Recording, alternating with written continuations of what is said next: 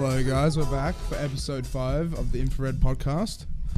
Unfortunately, our guest for tonight wasn't able to make it, so we're going to be interviewing my brother, who's back from the mines, about his whole career and just having general banter about anything and everything. Always about that general banter, am I right? Yeah, Ben? general banter. Yeah. General banter. So, Benjamin, how long have you been playing instruments for? What have you played? What have you learnt? What have you done? What have you experienced? What have I experienced? Yeah. I guess I started learning instruments when I was a kid, but I never really took them seriously, and my parents wasted a lot of money on lessons because of it.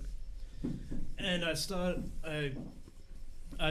out, I guess, it's a long story, but I started out as a bass player in a band in Bustleton in my hometown.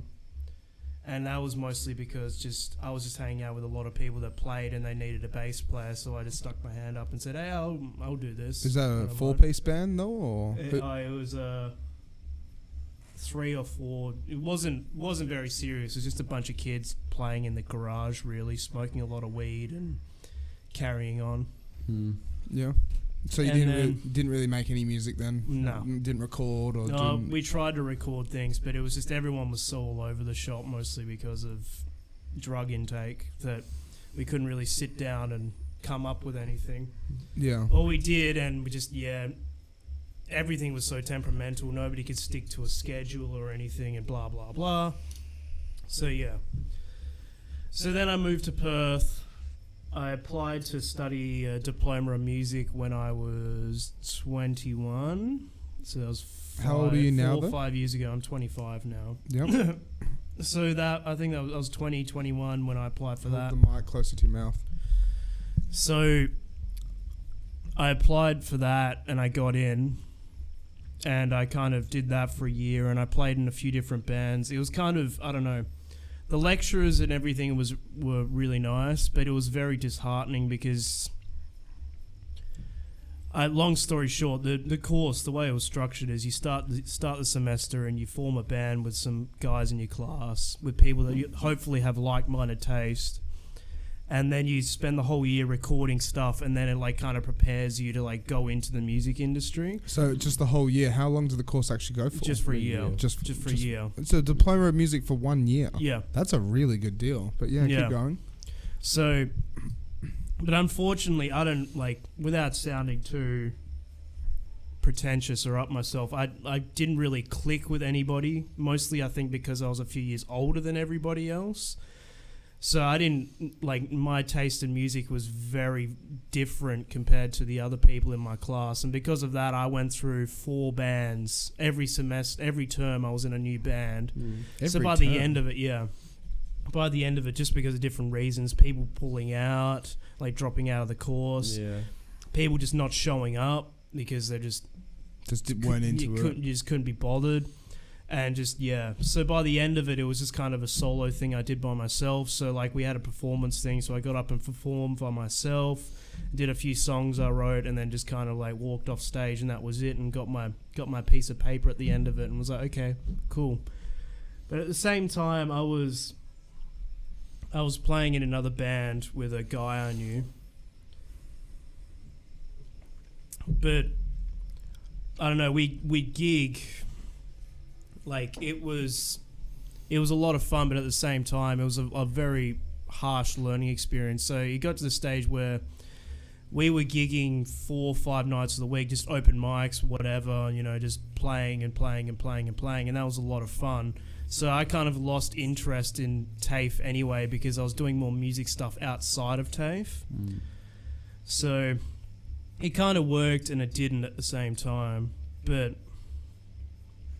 I don't know, by the end of that, by mid the next year, the following year, that band thing kind of broke up and just ended. Because of that, I didn't really do much stuff musically, just kind of played in my garage for a long time. And auditioned for a lot of bands, but just never really went anywhere. Nobody seemed very keen, or I just didn't fit the mold they were looking for, or mostly because, again, without talking myself up, I have a real passion for music, and most people I've found, without generalizing, they'll have a passion for music, but it stops at like their third favorite album. Yeah, they're not open to everything. They're not open to everything. Because I remember you mentioning ages ago about like shoegaze bands and stuff like that. And so like with the current trend in Perth, like isn't it just it's all over the shop. So it's all just like Fremantle's always had a very indie folk or indie pop sort of sound. In the last decade, it has. Yeah. Mostly because of people like John Butler and the Waifs and whatever, but there's a few stragglers here and there, but they kind of just like migrate away from Fremantle from what I've seen because it's just not their vibe. And then you go into the city and then you see like the Birds, very indie rock. Yeah, very. I don't know, would you say the Sewing Room has much of a scene? Sewing Room does have a scene, yeah. It's very new though still. It's only a year old or 2 years old. Yeah. It's still very much building up its own reputation, and there's a lot of they have DJ nights as well. It's trying to be very multi-purpose. I think there is a audience growing there. So what else happened after that? How did you meet Damo and everybody? So it's a long story, but I auditioned for a band with another guy that I knew. Well, I auditioned and then he messaged me and was like, oh, I see you're auditioning for this band, because it was like on a Facebook post. And he was like, oh, I want to audition as well. And I was like, all right, cool, well, let's go together. Because I met him through other auditions for other bands. So I went and picked him up and we kind of went to this rehearsal room, and that's where I met Damo. But the guy, he's a nice kid, but I think he was just a bit young.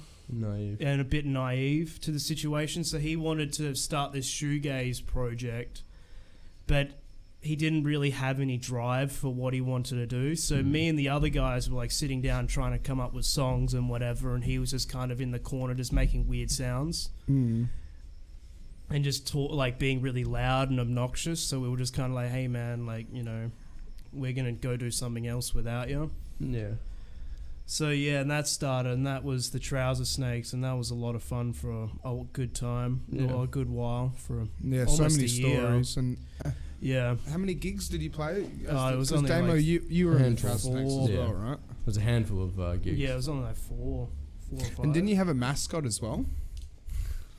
Can we actually bring that up? Did we have a mascot? No, we didn't have a mascot. We had I'm pretty sure you did. We had ideas for logos, but we had a friend. Look up very ukulele. It's Trouser Snake. What? Trousers the Snake. Can you Google this? Yeah, I'm pretty sure. On the Facebook page. Yeah. Oh, he trousers a snake. Yeah, it was in a game, and then we found it was like, yeah, that's your mascot. Yeah, that was. Trouser Snakes. No, Trouser Snake. Ukulele. So YOKEEY. But before we get into that, I want to show up. Before. No. Trust before, me, it's not. Okay. Before we get into Monty Python thing called the penis song Ukulele by Monty Python. No. So that's all that's popping up. Okay. Hell yeah. Before we get into that part of the story, I want to back up a bit. Yeah. So when I was in this garage band in Bustleton, I'd always come up to Perth because my brother was staying in Perth. Well, he was living in Perth studying, so I was getting a bit bored of Bustleton, so I was coming up a lot. And I go to Fremantle and I go record shopping and whatever. And then I found this shop called Junction Records, which I want to shout out to because it's my favourite record shop in Perth. Shout out to Junction Records. Yeah.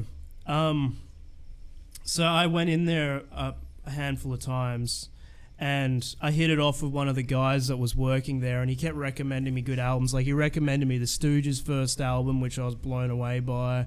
He recommended me Hawkwind and a few other, like, psych rock bands or whatever. And just from that, like, I'd constantly go in and we just keep talking about music, and just, it ended up being like I'd go in there for like 2-3 hours a day and buy some records and then stand there talking about music for the rest of the afternoon until they close up. And yeah, so that was Stu Loseby, who's a good friend of mine, and he plays in a band called Datura 4, which is he kind of founded. Well, Dom Mariani's the main visionary of the band, but he kind of founded it with him. He's still like him and the drummer and Dom are the only original members now, I think. So yeah, they kind of started the band together, which was this cool like psych rock, blues, garage sort of band, which I really liked. So I bought their album and I really dug it. So I went down to What era was this quickly? So this is in like the 80s or the 90s? no, or? this was like 5 years ago. Oh, 5 years ago. Okay. 5-6 years ago. Oh, yeah. okay. So they had an album launch. So I bought the album. It was really cool. They had an album launch. So I got some mates together and I bought tickets for all of them. I was like, we got to go see this band. We got to go see this band. So we went and saw this band.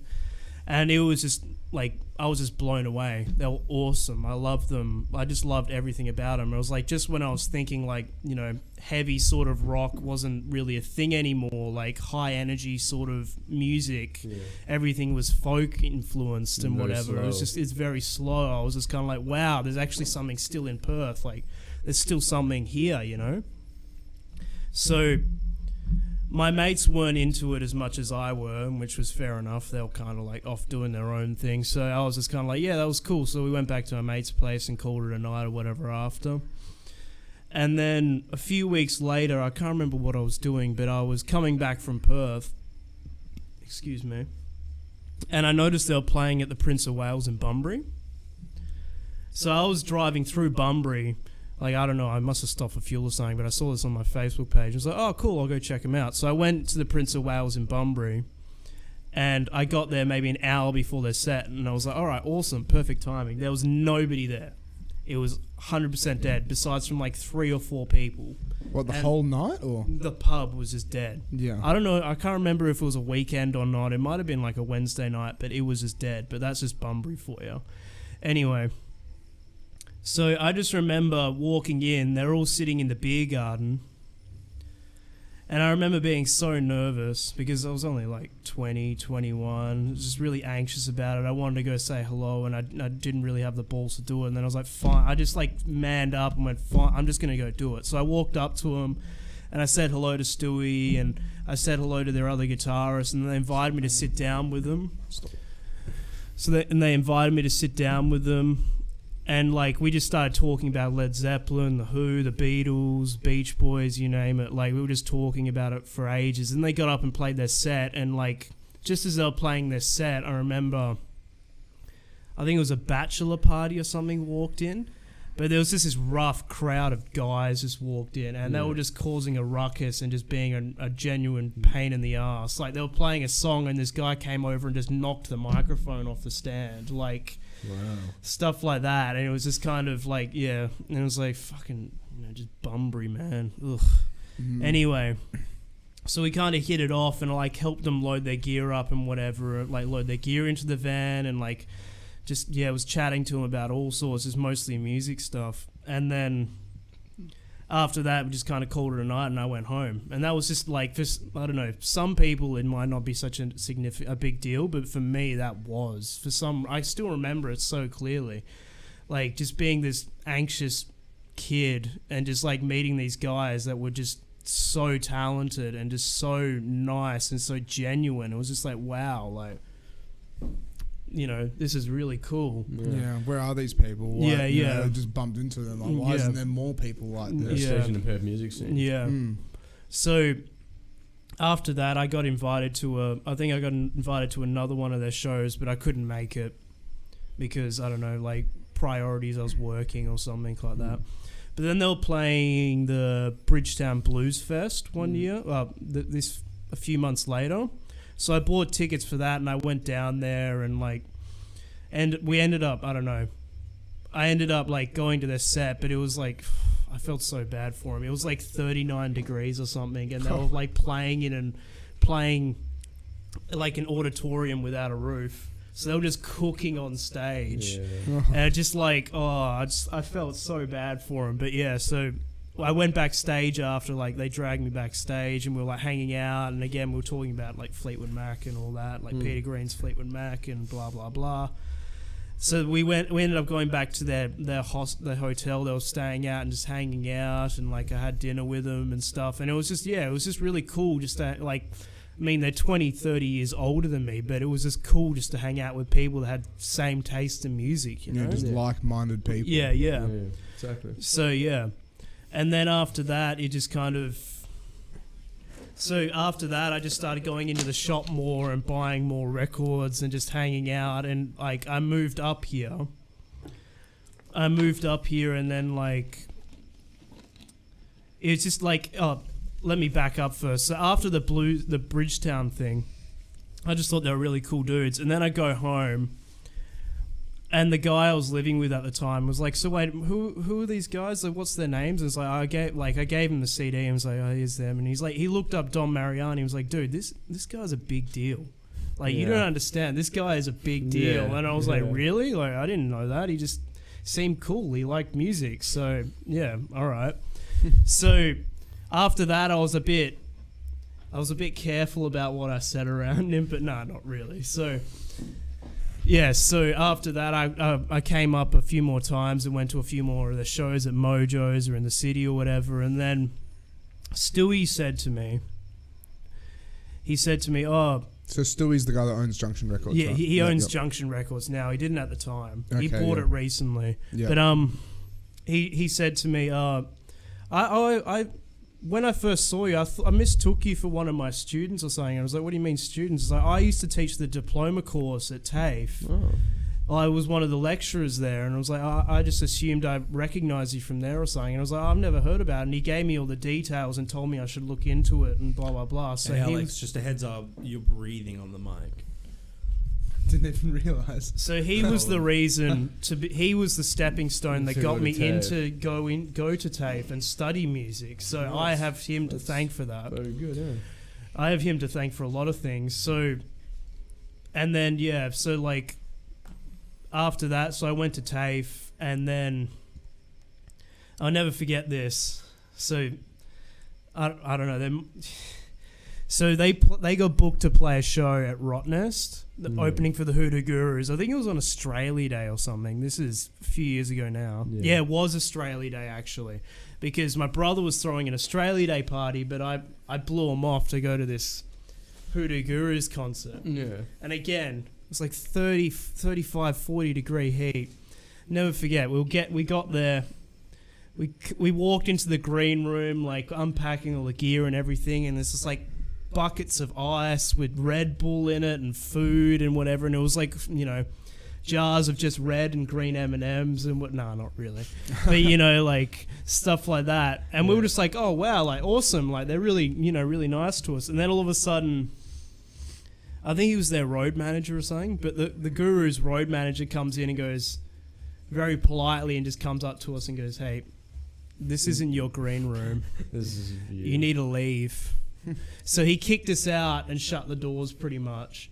And I think it was the manager or the owner came up to us of the bar that this was at, the hotel this was at, and he was like, "Oh guys, I'm so sorry, like we didn't know this was going to happen, blah blah blah. We feel really bad. For the rest of the day, everything over the bar is on the house. Okay, everything. Open bar for the rest of the day." Wow. And we're like, well, that's even better. So, that's, cool. All right, awesome. So me and Stewie just got, like, we played the show, but I just, long story short, there was a few drinks there, where everyone was having a good time. The show was good. It was a bit hot, but it calmed down by the evening. And by the time we got on the boat, which was like 6, 7 o'clock, everybody was just really jolly. And I'll never forget, like, we were out on the back balcony of this boat, and everyone's just hanging onto the railing, like, so drunk. But everyone, it was just a really good time. Like, I could go into more detail, but I don't think they'd appreciate it if I did. So, and so after that, it was just kind of a thing. We were just kind of like, that was it. Like, people have often told me, like, I'm the 5th member of this band, and I guess I am, because I'm always at their shows unless I'm at work or something like that. Yeah. And so because of that day, I met Dom's son, John, who was in a band called the Flares way back in the day, but whatever. So this band I was playing in whilst I was at TAFE, was with him. So we were gigging 4 or 5 nights of the week, playing open mics, just doing covers. I wrote a few originals, they were right.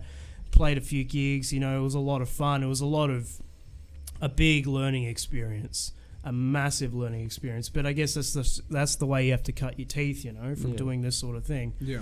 So yeah, and that's it. And then we kind of fell apart after a while. Everyone lost interest, so we kind of broke the band up and whatever, and we went our separate ways. And yeah, that's kind of my experience in the music industry. I've got a few other stories that have happened recently, but because didn't you see Ride? You got yeah, we got that's a separate thing. So, this band called Shiva and the Hazards, shout out. They posted a thing on Facebook looking for somebody to provide their backline for the show. And that, if anybody doesn't know, a backline's like amps, drum kit, whatever. Everything except for the instruments themselves, just the heavy stuff. Yeah. So I put my hand up and I was like, yeah, I've got this, and this, and they agreed to it. So because of that, they're like, all right, yeah, cool. So me and Damo dropped all the gear off. Yeah. Offloaded in the morning. They gave us our tickets to this free concert, and it was amazing. I'd never seen Ride before, and it was just amazing, yeah. It was awesome show. They were a really good live band too. Really good openers. Oh yeah. And then the night ended, and then they were kind of hanging around waiting for their taxis, and we were just kind of like, well, we can give you a ride to the airport if you want. We're not doing anything, so we did that. Damo took the stuff back. Yeah. And me and the other guys gave him a ride to the airport, and they were so grateful.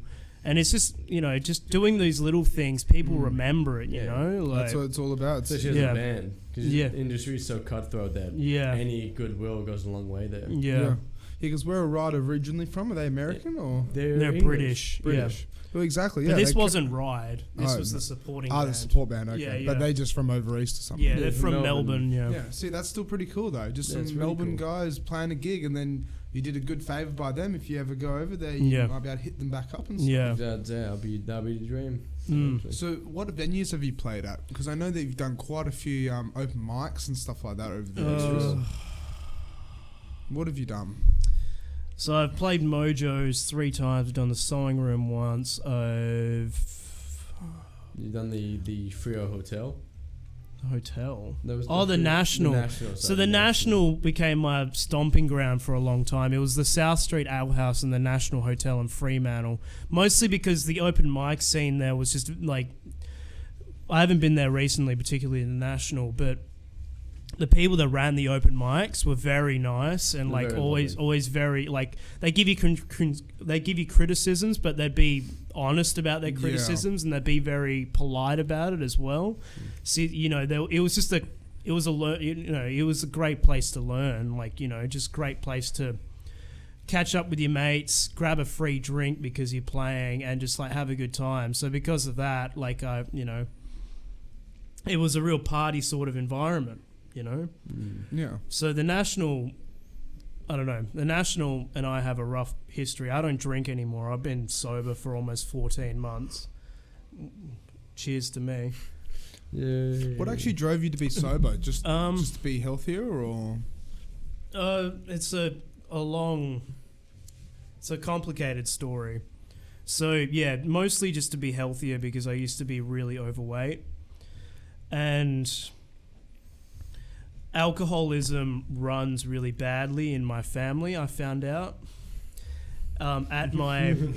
So my grandfather passed away a few months ago, and I never saw him drink as a kid, because I just didn't think he drank. But then I found out, as it is at a funeral or at a wake, all of a sudden all these stories start coming out about things. So all of a sudden, my dad tells me, he was like, oh, your grandfather didn't drink because he went into liver failure when he was in his 40s because he drank too much and caused all of these health issues, and that's why he doesn't drink. And all on your grandmother's side, they're all alcoholics as well, and blah blah blah, and everyone's got issues with addiction and alcoholism. And I just kind of gave me a wake up call, and was like, I don't really want to do this. It's a bit of a alcohol is a poison in general. Yeah. And the taxes that they have in Australia is absolutely bonkers, but then it's just... Yeah, exactly. What alcohol it is and what it does to your system is pretty wild. Yeah. I cannot... certain people need it to be sociable. I used to have a lot of social anxiety.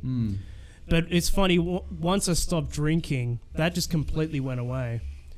So, like, I'd rely on alcohol to be sociable, like most people do, like, as a crutch, you know, it helps you relax, helps you open up. Yeah, actually, but then you take it away, and, you know, knows. it's kind of, once the crutch is gone, it's kind of like...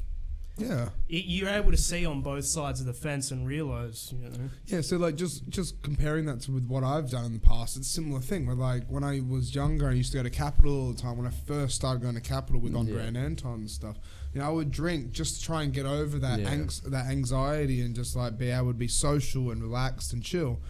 But now everywhere I go, I don't need to drink. At all. Like I'll go to Capital from midnight to 5 a.m. and be sober. And have one beer the whole night. Yeah, exactly. And just have one drink because I don't need to. I'm just social as it is to be able to actually spark a conversation and make the room fun. Yeah, exactly. Make sure everyone is having a good time. Yeah. Yeah.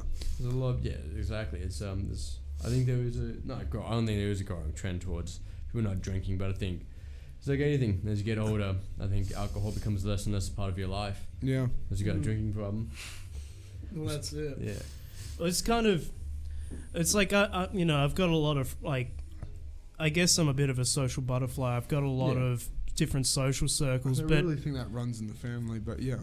But yeah, I don't know. It's just... I realized I had to. Alcohol. I don't need alcohol, but also I realized like certain people I'd only hang out with because we were drinking. Yeah, there was nothing else to it. Just we were drinking and partying, and like when you're always the designated driver in those situations, it's kind of. Not a bad thing. I don't mind driving. Don't get me wrong, but it's kind of like sometimes it just feels like people are having a good time at your expense. Yeah. It can be. It can be the case, yeah, because you're just kind of standing around whilst they're like running amok or just being a pain in the ass. Yeah, and you have to play the parent role sometimes. Yeah, yeah. I think those sort of situations where I think it's good to be the designated driver, but I understand what you're trying to say there. I think that I don't think it's like not fun. I just think it's I don't think it's not fun. I just think it's you can be fun. I don't know. I play designated driver. I play designated driver quite a bit as well, and I find it enjoyable. But I find it enjoyable in the sense that everyone is kind of having fun and you're contributing to it. Yeah. I think that's a good way of looking at it. But I understand. But then there's a point where it people keeps drinking and then they just rely on you for rides and whatnot. Yeah, it comes down to the kind of personalities you're hanging out with as well. So yeah, but. Because of Dom and because of Stu, like I went and picked him up from the airport last night, but I was a bit late, so they just got back from a European tour, and you know we're having bands. I put a Band on the Run by Wings on the way back, and we were talking about who played what on what song, and of course it was all McCartney because McCartney's this guy wizard, and like because of Dom and because of Stu, like I've met Stevie Van Zandt from Bruce Springsteen's E Street Band and the Sopranos. I've hung out with You and My for half an hour or an hour, like really? because you of Stewie. Yeah, because of Stewie, because Davey Lane's a really good friend of his, and the times that I met him, he's been so nice. So I guess I could call him a friend as well. Like I've only met him a handful of times, but. Acquaintance. Yeah. Are You and My the ones that made Berlin Chair? Yes. Yeah. Oh wow. Okay. Yeah. So they were playing a show at the Astor again. Funny enough, supporting the Hoodoo Gurus, and they played their set. Have you ever met the Hoodoo Gurus? Yeah. So who are the Hoodoo Gurus? The Hoodoo Gurus are a band from Perth from like the 80s. They wrote What's My Scene, and a few other big songs. They were kind of like, I don't know, from what I've heard from people. So you had like. The big bands to come out of like the Boys are pretty big. Yeah, the 80s in Perth, like the Boys, the Hoodoo Gurus, the Stems, and I think there was one other. And Dom was part of the Stems, right? Yeah, Dom was a part of the Stems. Yeah. What was big back in the 80s? Oh, there was another. There was a band. fourth one. I don't want to say the Triffids. I'm not sure. There was another band, but I can't remember them off the top of my head. But yeah, so out of all of them, the Hoodoo Gurus kind of went the furthest. But they were kind of out of all of them. I think they were probably the softest out of all of the bands. The rest of them had a bit more edge to them. Yeah. Like they were writing pop songs, but they were still garage sort of. Still had distorted guitars and stuff. Yeah. So yeah. Yeah. That's cool. No, that's cool, man. That's not too bad. So, that's pretty interesting. What are your plans now then? Like, well, what instruments do you use, and what are your plans for the future? Because I mean, we want to make music, but you need to get that laptop first. No, I don't. No, well, to an extent. You need to find time. Yeah, I need to find time. Yeah. What instrument do you use? Yeah. Well, I play guitar. I don't know how to play chords on a piano. So and yeah, I was. Played bass. Yeah, I played bass in several bands over the years. And yeah, that's about it. Sure. It's just those three, really. So you can see yourself more of a guitar player than a bass player, even though you have more experience? They're kind of the same thing, man. Like, I don't really stick to an instrument, but it's just kind of one's got 4 strings and one's got 6. That's the only difference. They're the same notes. If it's in the same tuning, it's the same notes. That's true. So that's true. You string a guitar, there's E, A, D, G. Yeah. So if you go that, isn't that the bottom notes of a guitar? E, A, D, G. Yeah. Yeah. So really, yeah. So you can basically play the same thing on the bass. Isn't that nice? Yeah. Well, what do you think? What do you think about the general music scene though in Australia? How do you find Perth compared to? I mean, you went over to Melbourne by yourself. Oh yeah, there's that story as well. Compare Melbourne to Perth. Like, tell the story about Melbourne, what you got to do over there and everything. So when I was your 21st 21, yeah. I was a huge Sonic Youth fan, so like anybody that knows me, like music, like I had a friend of mine try and describe my taste in music the other night, but each time somebody does that, it's always something different because I'll go through waves, or like I have a month where I just listen to like 3 or 4 artists, and then the next month I'm not even listening to that artist anymore. Yeah. I've just moved on to something else. Yeah, but I'll usually get obsessive with a certain artist, like either like Sonic Youth, The Replacements, You Are My, I don't know, like all over the shop, like The Birthday Party, Nick Cave and the Bad Seeds, Roland S. Howard. I'm a huge Roland Howard fan. You have that documentary. Yeah. Have you watched it? I've watched bits of it. It's very good. So yeah, very interesting. So I don't know. I try to keep things broad and open because you have to be dynamic across the board. Like if I don't like something, I'll be straight up about it. I'm just like, that's just not my cup of tea, you know. But most of the time, when I say I don't like something, I'm just usually busting someone's balls over it, to give them, just to stir them up, and get a little bit of a reaction. Yeah. Yeah, I don't actually mind ska, Lachlan. Just so you know. What do you prefer? What do you prefer, man? Do you prefer Sonic Youth? What do you prefer? So, do you prefer what's that? What do you prefer? Do you prefer Supertramp or do you prefer Electric Light Orchestra? I've listened to more Supertramp than I have Electric Light Orchestra, so I'll have to say Supertramp. Oh wow! Yeah, but they're both as good as each other. They're both very different too. They're both very different. So almost makes no sense to compare the two, doesn't it? Yeah, and that's it. Back to what happened with Melbourne. Yeah. So back to Sonic Youth and stuff. So I saw that Thurston Moore was playing a solo show. So who's Thurston Moore? Thurston Moore was the lead guitarist and main vocalist for Sonic Youth, besides from Kim Gordon, his girlfriend, who was also the bass player and the other lead vocalist. They shared vocals. But anyway, see, Sonic Youth broke up because they were married. Kim and Thurston were married for like 30 years or something, and then there was this big scandal because it turned out Thurston was cheating on Kim with some other woman or whatever, so they got divorced and the band broke up. So this happened, I'd want to say 2009, 2010. So that's when they broke up? Yeah. That's when the band broke up, I think. And they started in like the late 80s? Yeah. Okay. They started in the early 80s. Really? Wow. The first album came out in like 1982 or something. Damn. 83, okay. yeah. Can you look that up for us, Mitchell, please? The first look album up is when called they broke Confusion is Sex. Oh yeah, when they broke up. So anyway, Sonic Youth.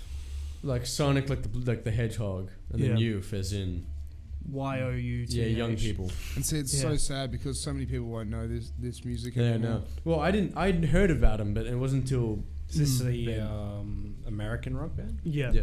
Was it an English one? No, American. Even though They're from like, New York. No, I know, but it was in English. weren't they such a really big part of the scene though? They were massive. Oh, they were in they The were Simpsons. huge. Yeah, they were huge in America. They were in The Simpsons. So, if it wasn't for Sonic Youth, there would be no Nirvana. Let's just say that. yeah. Really?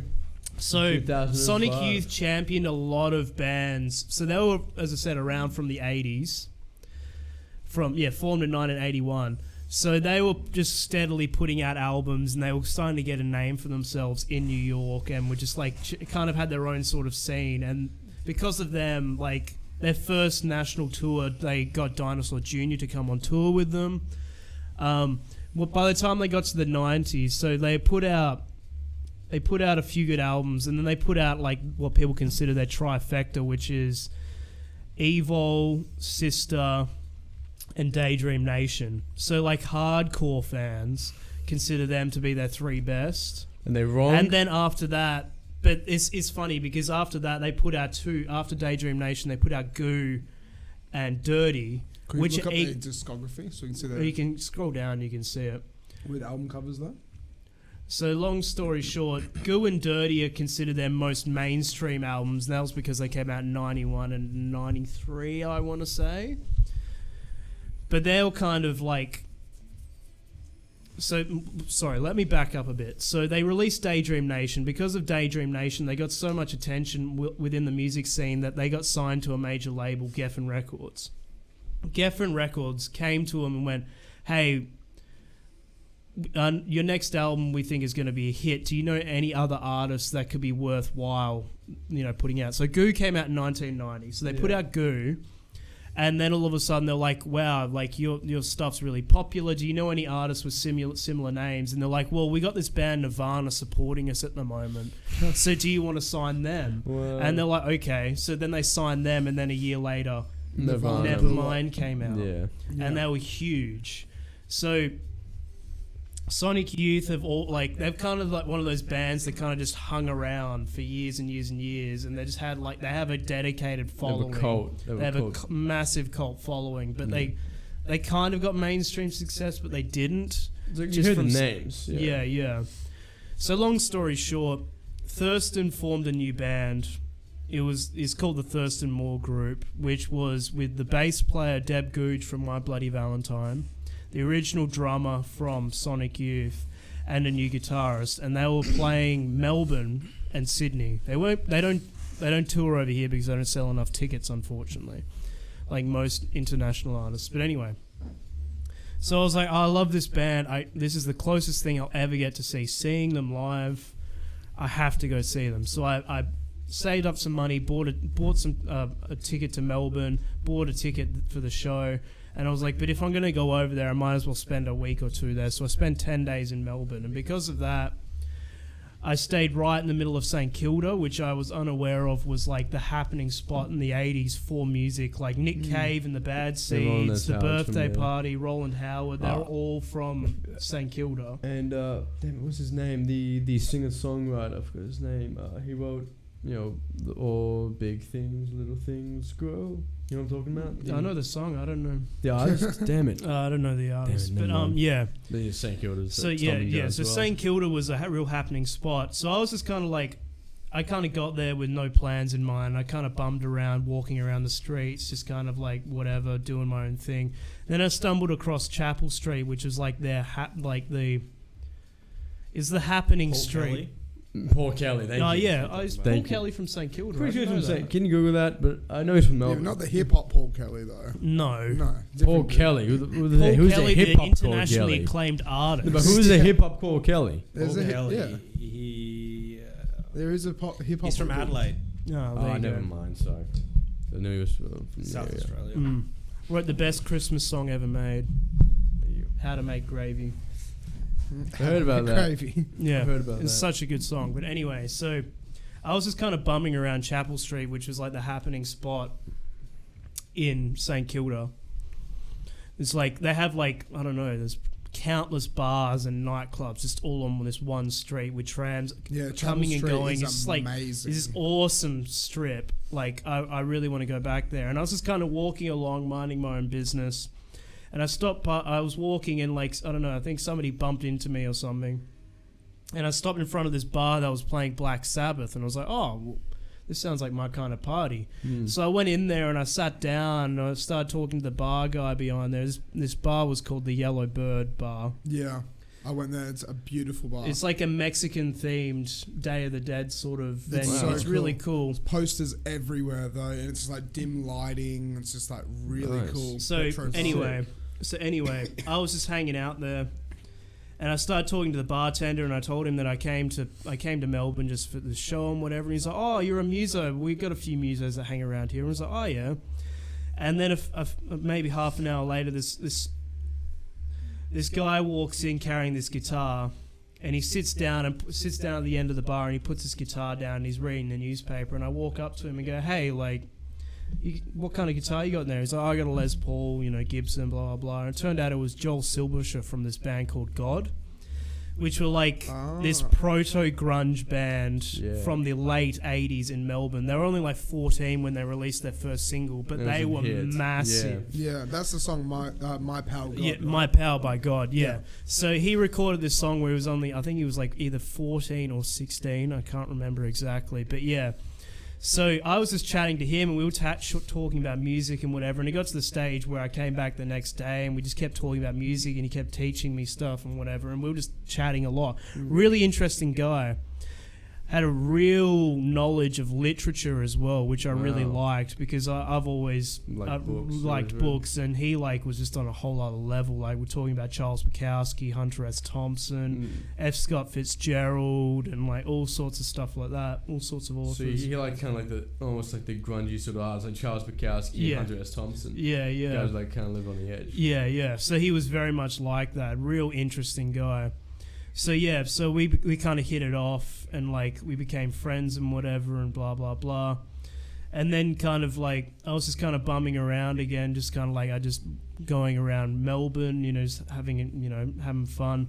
I ended up at this again on Chapel Street. Actually, I think I was out in the city with a friend. I caught up with a friend or something, and I was out in the city, and then I went back to Chapel Street. It was only like 10, 11 o'clock, and I went to this bar called Electric Ladyland. Just because of the name, Jimi Hendrix. Yeah. And we were just hanging out there, and it turns out this bar, like, it was dead, but this bar's open until like 5 a.m. every day. Like, I don't know why, it just is, but there was nobody there. It was this really sweet lounge. And I was just hanging out there talking to the bartender there. His name was Ben as well, so we kind of like hit it off, and we were just like talking shit and whatever. And then all of a sudden he gets this phone call, and it's like, oh... no worries, mate. Yeah, okay, all right, I'll prepare something for him. And he comes up to him, he's like, hey, have you heard of the band The Hives? And I was like, yes and no. He was like, why is that? And he's like, oh, well, they just finished their set opening for AC/DC, and they're coming down to have a drink because nowhere else is open. And I was like, oh, wow, okay, okay, all right, like, whatever. So they kind of walked in, and they were kind of like all very rock star looking, leather jackets, slick back hair, looking like a bunch of greasers or something like. Straight from the Grease. from the aptly titled movie Grease. Yeah. Anyway, so I was chatting to him a bit and whatever, and West Side Story. That's what's yeah. So you've actually met the Hives. Yeah, I met the Hives. So the singer walks up to me and goes, hey man, can I have some of your gum? And I was like, yeah, sure. And I was like, he had the long hair down to his shoulders, and he's wearing nothing but a leather jacket and jeans. So just kind of like the Ramones looking away. Yeah. But I just turned to him and just went, mate, who are you trying to be, Iggy Pop or something? And he goes, and he just goes, well, I have opened for him, so I take that as a compliment. And I was like, okay. And I was like, we were just chatting to it, and he was like, yeah, we've supported these bands and blah, blah, blah. And then I was chatting to the guitarist for a little bit, but then they kind of just wandered off and did their own thing. And I was chatting to their road manager for a long time. Really interesting guy. He was this Welsh guy, right? Yeah. And he was telling me, he was like, yeah, I was just kind of like, so how'd you get this gig? And he was like, mate, I don't even know. I was like... He ran everything out of the back of his ute. I remember you telling me about this. Yeah, so he was just kind of like, I just remember being in high school, and I was the only kid with my driver's license in my class because I got held back a year. And all the local bands all the guys in my class who were in bands needed someone to drive them to gigs. So I was the only guy with a driver's license that also happened to have a van. So I drive everyone to their gigs, and now I'm here. So when I'm not touring with bands, which is 90% of the time, I teach like a kids soccer team in Wales. Yeah, in Wales. And I was like, wow, that's crazy. And yeah, we were just chatting, and he was a really funny guy, like really nice guy. And yeah, that was it. So after that, I just kind of like, bummed around, had a good time for a few more days, and then the night I was there for was coming up. It was that night. Yeah. So I didn't know. I had no idea who the supports were, and I wasn't a fan of Roland Howard at the time. But his younger brother Harry Howard was supporting them, along with another band called Gold Dust. I want to say the wrestler. No, maybe it wasn't Gold Dust. Gold Dust, the wrestler, like from the 90s. From the 90s. There's this post-punk band from Melbourne. They have gold in their name, but I can't remember.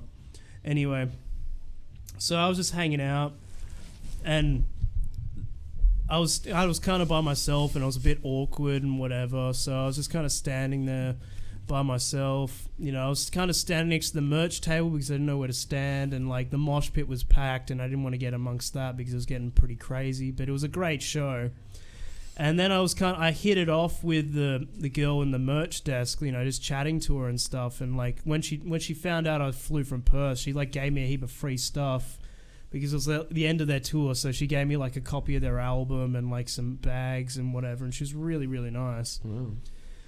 And then I had this woman walk up to me after the show and was like, wow, like, you look a bit like a fish out of water. What's your story? And I was like, well, I flew from Perth for this show. Like, I'm a huge fan or whatever. And she's like, oh, really? Well, you want to meet the band? Because I'm going backstage. And I was like, oh, well, I don't know. That seems a bit mind-blowing for me. And she's like, nah, come on, I'll be fine. So she literally dragged me backstage. So you met Thurston Moore? I met Thurston Moore awkwardly. I met Steve Shelley. I met Dave Graney from the Moodus. He's a really nice guy. I was talking to him about Bukowski for like 20 minutes. I met Kim Salmon, and if anybody doesn't know who Kim Salmon is, you need to Google him. He's from Bunbury. And all I did was I talked to him about how shit Bunbury was for half an hour. Yeah. He was just kind of, he was like, oh, you're from, I overheard in conversation, you're from Perth? Really? Oh, what part of Perth are you from? And I was like, well, I'm actually from Bustleton. He's like, oh yeah, I've been to Bustleton. I'm from Bunbury. And I was like, really? You're from Bunbury? And he's like, yeah, I fucking hate that place. And I was like, yeah, me too. Bunbury's a shithole. And he was like, yeah. I like Bustleton, no. Bustleton's nice. Compared to Bunbury, it's not a shithole. Yeah. So, and Harry Howard, of course, Roland Howard's brother, was there. I didn't get to talk to him. I just said hello. But yeah, so I met all of them, and it was kind of like this mind-blowing experience. I just didn't know what to think about it. Yeah. And it turned out the merch girl was actually Thurston Moore's new girlfriend, the one that broke up the band. Oh, no way. So I was kind of like... You were like, you're the reason why. Yeah. I was throwing the album back in. I want your free shit. Sonic Youth broke up because of you. Yeah. Hey, how about you take this free shit and try and recreate this band? Yeah. So yeah, I kind of just like walked away from that situation going, wow, like this can't be just a coincidence. Like I met all these people and everything. Like this seems like this is something I want to, I'd like to do with the rest of my life. This is something I really enjoy and I'm really passionate about. So you just kept breaking into the backstage. Yeah. That's it. Yeah. Posing as bouncers and stuff like that and whatever. That's where Hive is, man. Yeah. So yeah, and that was my trip to Melbourne. So and you feel like flew home like 2 days later. Because you were about in your 20s. That really what inspired you to take music seriously. Yeah. Wow. Yeah. So how far have you come now, do you reckon? Have you gotten to where you want to be in a way? Or I mean, yes and no. Yes and no, but where would you want to be? All I want to do is just cut an album. Yeah. That's all I want to do. Put out something physical, just to release something I worked very hard on and have worked very hard on. That's all I've ever wanted to do. But how many songs have you made and all sorts of stuff? I've recorded, I've written and recorded a few things, with the Trouser Snakes and whatever, but There's a Burning Angels demo. Yeah, we had like a few demos, but nothing ever really. I don't know, just like every band I've been a part of, as soon as we get to the stage where we're ready to release something, it all just Kind of falls apart. just crumbles and falls apart. I don't know why. It's just always been like that.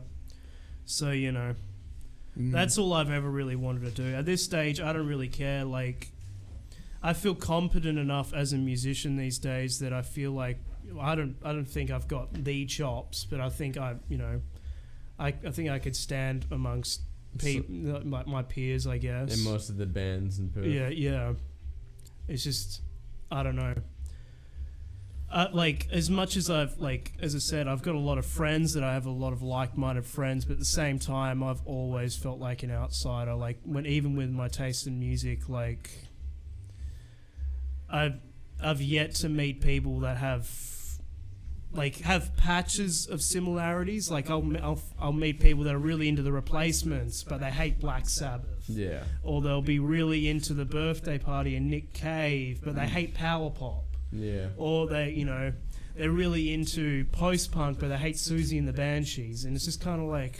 You can never find the sort Someone of crowd that you can really gel with. Yeah. You've never found your equal, basically, in terms of taste. So see, that's a similar thing with me as well. Like going out and meeting people and being a DJ in the industry and stuff like that. Like, you know, I've got 22,000 songs. I like everything from Elton John to whatever. Like, you know, old school, early 2000s, Bloody Beetroots, techno, Italian disco kind of stuff, like noise music. Yeah. But to find someone that likes everything, it's a challenge. It is an absolute challenge. I mean, was it you that said you knew the song Harvest Time, Mitch? Harvest Time by the Bloody Beetroots? Yes. Yeah. And so you're the only person I've ever met that actually likes that song, or even knows about it. I just thought the Bloody Beetroots were just more popular than that, I suppose. That's just wrong. No, that's they the weren't same underground enough for you, were they?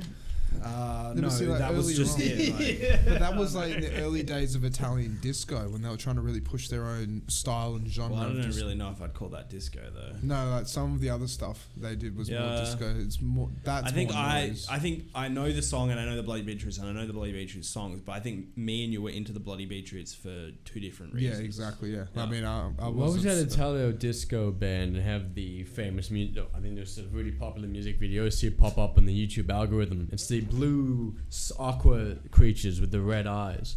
You ever seen that? You ever seen like it's like this, and it's almost hand drawn. It's almost painted. It's like still animation. And you sure this is not like dreams that you that I've had? This is like this thing's just looking at you. Because Daft Punk sort of made some music videos like that. No, that was Interstellar 555, which is a great movie. Great movie. That was working out to that whole soundtrack was excellent. The Discovery album. That's not really Italian disco. That's discovering how much I could lift. But that actually that does technically fall under French disco though, because they both are French, and during that time they were both sucking each other's dicks because they were French. Yeah, I don't think music genres are specific enough, but I also think they're too broad. Does that make sense? Yeah. Exactly.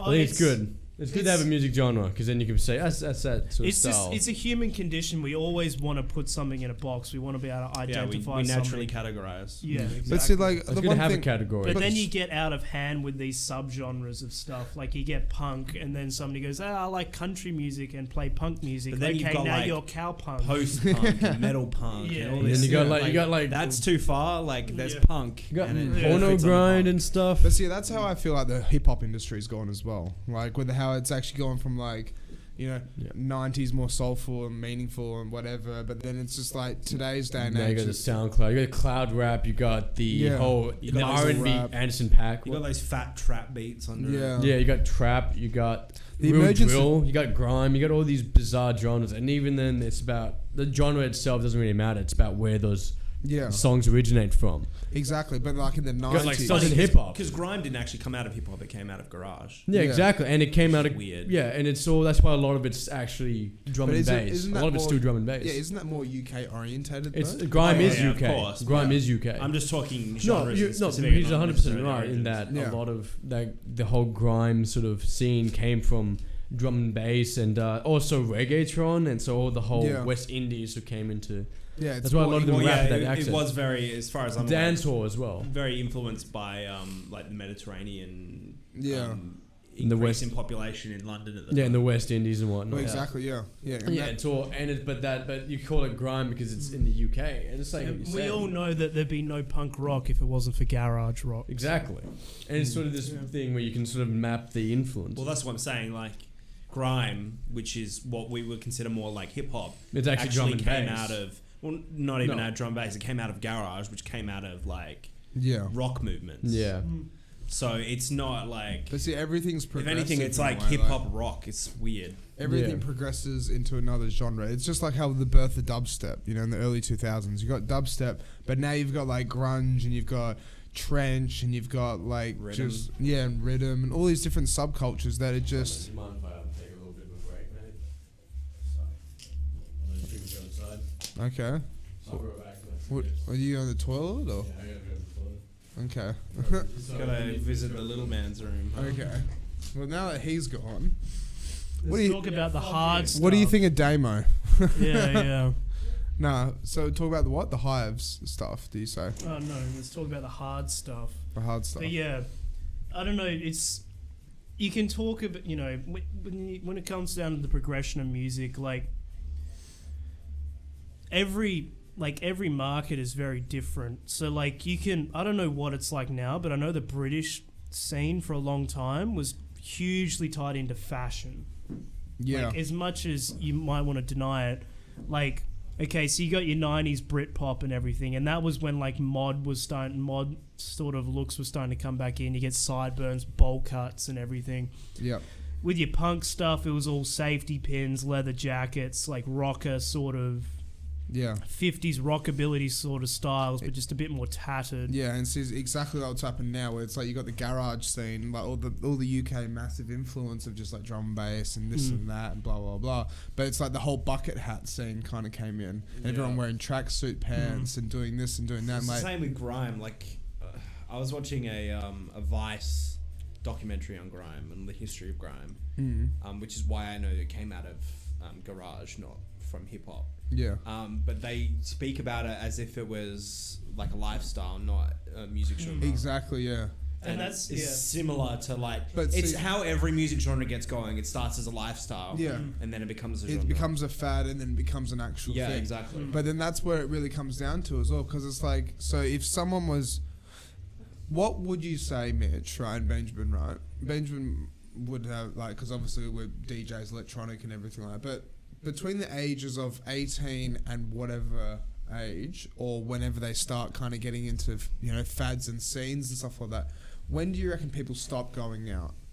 Stop going out. Yeah, like not stop going out, Early but to like mid-20s. yeah, I reckon like mid-20s, around 24, 25, Because people it's start dying off, going to Yeah. clubs. It's the and, like, same reason why the US try to recruit people in their late teens between the ages of 17 and 19 because you're an idiot.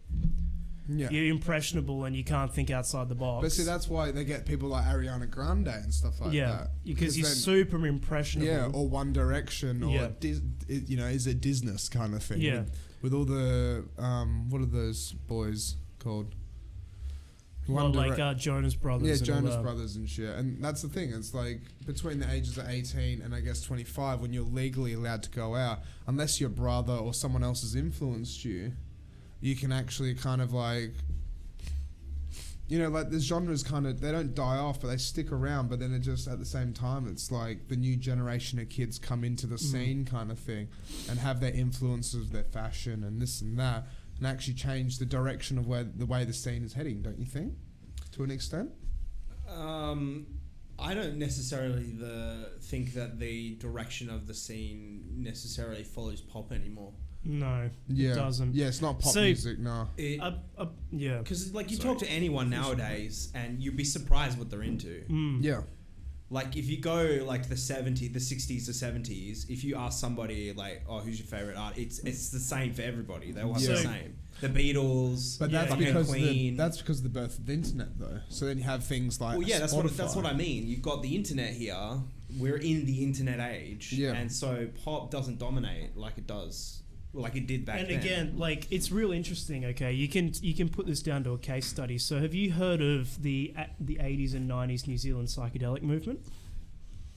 I've heard something similar for the Australian movement. Okay, so in New Zealand, right, because New Zealand was so remote for a long time, and it still is to a degree because they get everything from Australia. Which we get secondhand from America. Yeah, which we get secondhand from America. So like everything, as we were discussing, everything was kind of based off what was played on the radio. That's what was popular and what people were into. So New Zealand was so out of touch with things. So by the 80s and mid to late 80s or like early 80s even, they were still listening to artists from the early 70s because that's all they could get into the country. Like there was no exporters for vinyl there. What they were getting was pretty much secondhand from Australia, what people would go over there and bring back. So their taste in music in the 80s was vastly different to the rest of the world. Yeah. So you get bands like The Chills, The Clean, Giant Dwarf, and they were making like real lo-fi psychedelic garage rock when nobody else was doing it. And because of that, they're all coming out of an area called Dunedin in New Zealand. And like you get Jeff on and he'd tell you all about it. But there was one record label that was signing all these bands and it was called Flying Nun Records. But anyway, because they were in this pocket of the world and they had their own sort of distinct sort of sound and style, they got completely overlooked besides from New Zealand. But now they've got a huge cult following because they were so vastly different compared to everything else. So, but that's where it pays to stand out in a way, doesn't it? Yeah. But then in today's day and age, standing out doesn't always guarantee success. No. Well, it's because you've got everybody shouting at the rooftops for the same thing. Exactly. Everybody thinks they're different and everybody wants to be heard. There's a lot more of musicians. Yeah. Especially because of like the technology. Yeah, it's a lot easier to become a musician. Yeah. And because of the social media and the advent of the internet, it's just there's a lot more people vying for that attention. Yeah, they want to have a voice, even though at the same time it's like, I honestly believe the way things were made in the 80s and the 90s were like just before the birth of the internet and everything. It was so much better because the ones that shone above the others, they actually had good content and they were doing it because they wanted to do it. Instead of people doing it like when Damo gets back, talking about SoundCloud rappers where it's just like... I think the problem is that a lot of people when they thinking about their fan bases and like you get a lot of pop artists that have the younger following.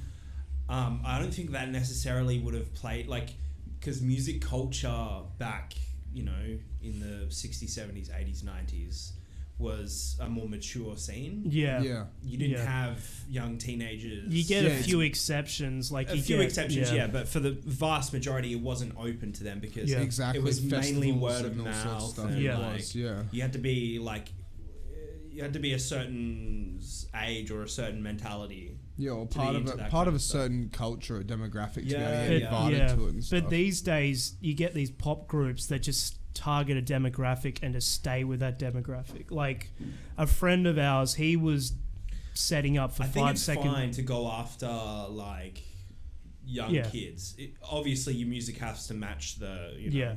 Can't be talking about rape and violence and sex and all that kind of shit. You know, if you make music for that audience, that's fine. But you can mature your audience with mature your music with them. Yeah, exactly. If you're gonna stick, like, don't stick to an age bracket. Like, move along with it.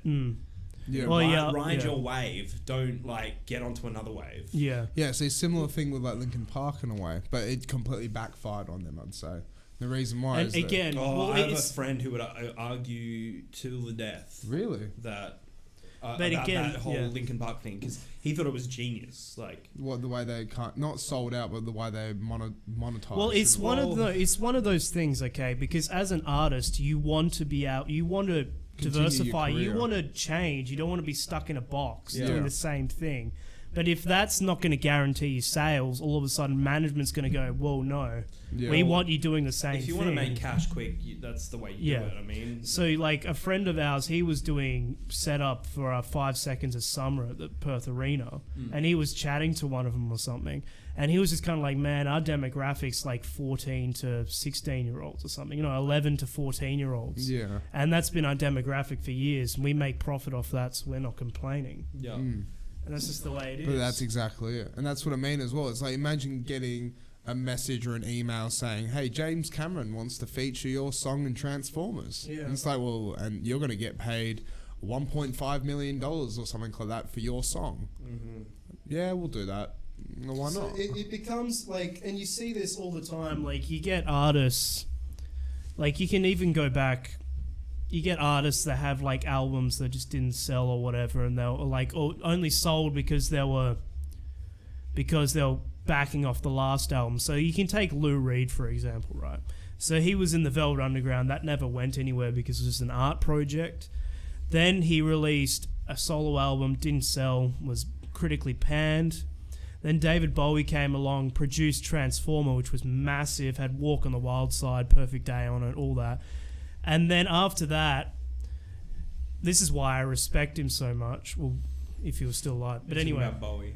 No, this is Lou Reed. So Lou Reed, he was one of the first guys that were in that sort of pop scene. They just went, I'm not just going to make another album of pop songs. So he took a risk and he recorded one of the most depressing albums of the 1970s called Berlin. It works for some people. I just think it's one of those risky moves. Yeah, it is. You know? From a business standpoint. Yeah. Because like when you want to make music your work, it's like you've got to turn it into a 50% passion project, 50%. Yeah, 100%. Exactly. Yeah, it's well. So you make money. You make a safe album. You make a risky album. You gotta. The way I see it, and the way that I'm sort of structuring my direction towards music in terms of DJing, is that I'm not out there to make it my job. It's always a passion project, so I can devote 100% of my passion to it. It doesn't matter if like only 20 people see my mix on SoundCloud. Like it doesn't bother me because I find it fun to make mixes. I find it fun to play in front of people, and that's all I'm in it for. Yeah. But like, respect to people who make it a career, because you have to balance. You have to take some of the fun away. Yeah. Exactly. That's what I wanted to bring up, is like the whole risk and reward kind of thing, where it's like people don't take risks anymore. And the thing is like, that's what shits me. And it's like you can put it you can make something that's 100% passion and like just what you want to make it, and just try and throw your whole self into it. Throw your whole entire self into making this album or this movie or this or that. And then someone can just easily take it away from you. Yeah, someone just said it's not going to make sales. I'm sorry, we're not doing it. Yeah. You need to do this because this will sell. Yeah, and it's changed the whole entire way the game is. The whole game. The internet. Yeah, the internet, the way things are delivered. So, that's why you have pop. Yeah, Gumroad. Gumroad. It's like kind of like Patreon. It's all the Patreon as well. All these websites are opening up now, and they're allowing creators to essentially fund it themselves with their own dedicated fan bases. Yeah. You know, and it's just this amazing thing where you see these passion projects come to life in a way that we've never seen before. Exactly, yeah. Instead of some big corporation saying, "Oh no, if you're going to do that, you got to do it like this." Instead of the outliers like Frank. Which is like, it's kind of why I want to do that BYO event thing. Yeah, it's like it's different. It's not about the profit. It's about like just throwing a good party. Yeah, that's exactly it. Yeah, and having a good time, and that's what it should be all about. But the fame and adoration, or the thing that really sets me off, is people going like, I want to come to that again. That was good. Yeah. Not that, I made $10,000. Exactly. I don't care what people think. But then that's the thing, when you compare something like a little event that we want to run just for fun, right? Yeah. But you compare it to something like Electric Daisy Carnival or Tomorrowland, that's all about making profit. Yeah. And again, like, to tie it. Yeah. Sorry, to tie but you it know back what you get when you buy a ticket to EDC. Sorry. I was just going to say, to tie it back into the current situation with live music, okay? So you get a lot of bands, I'm not going to name drop. You get a lot of bands that are really popular and fun and entertaining to see live, but they don't hold up on record.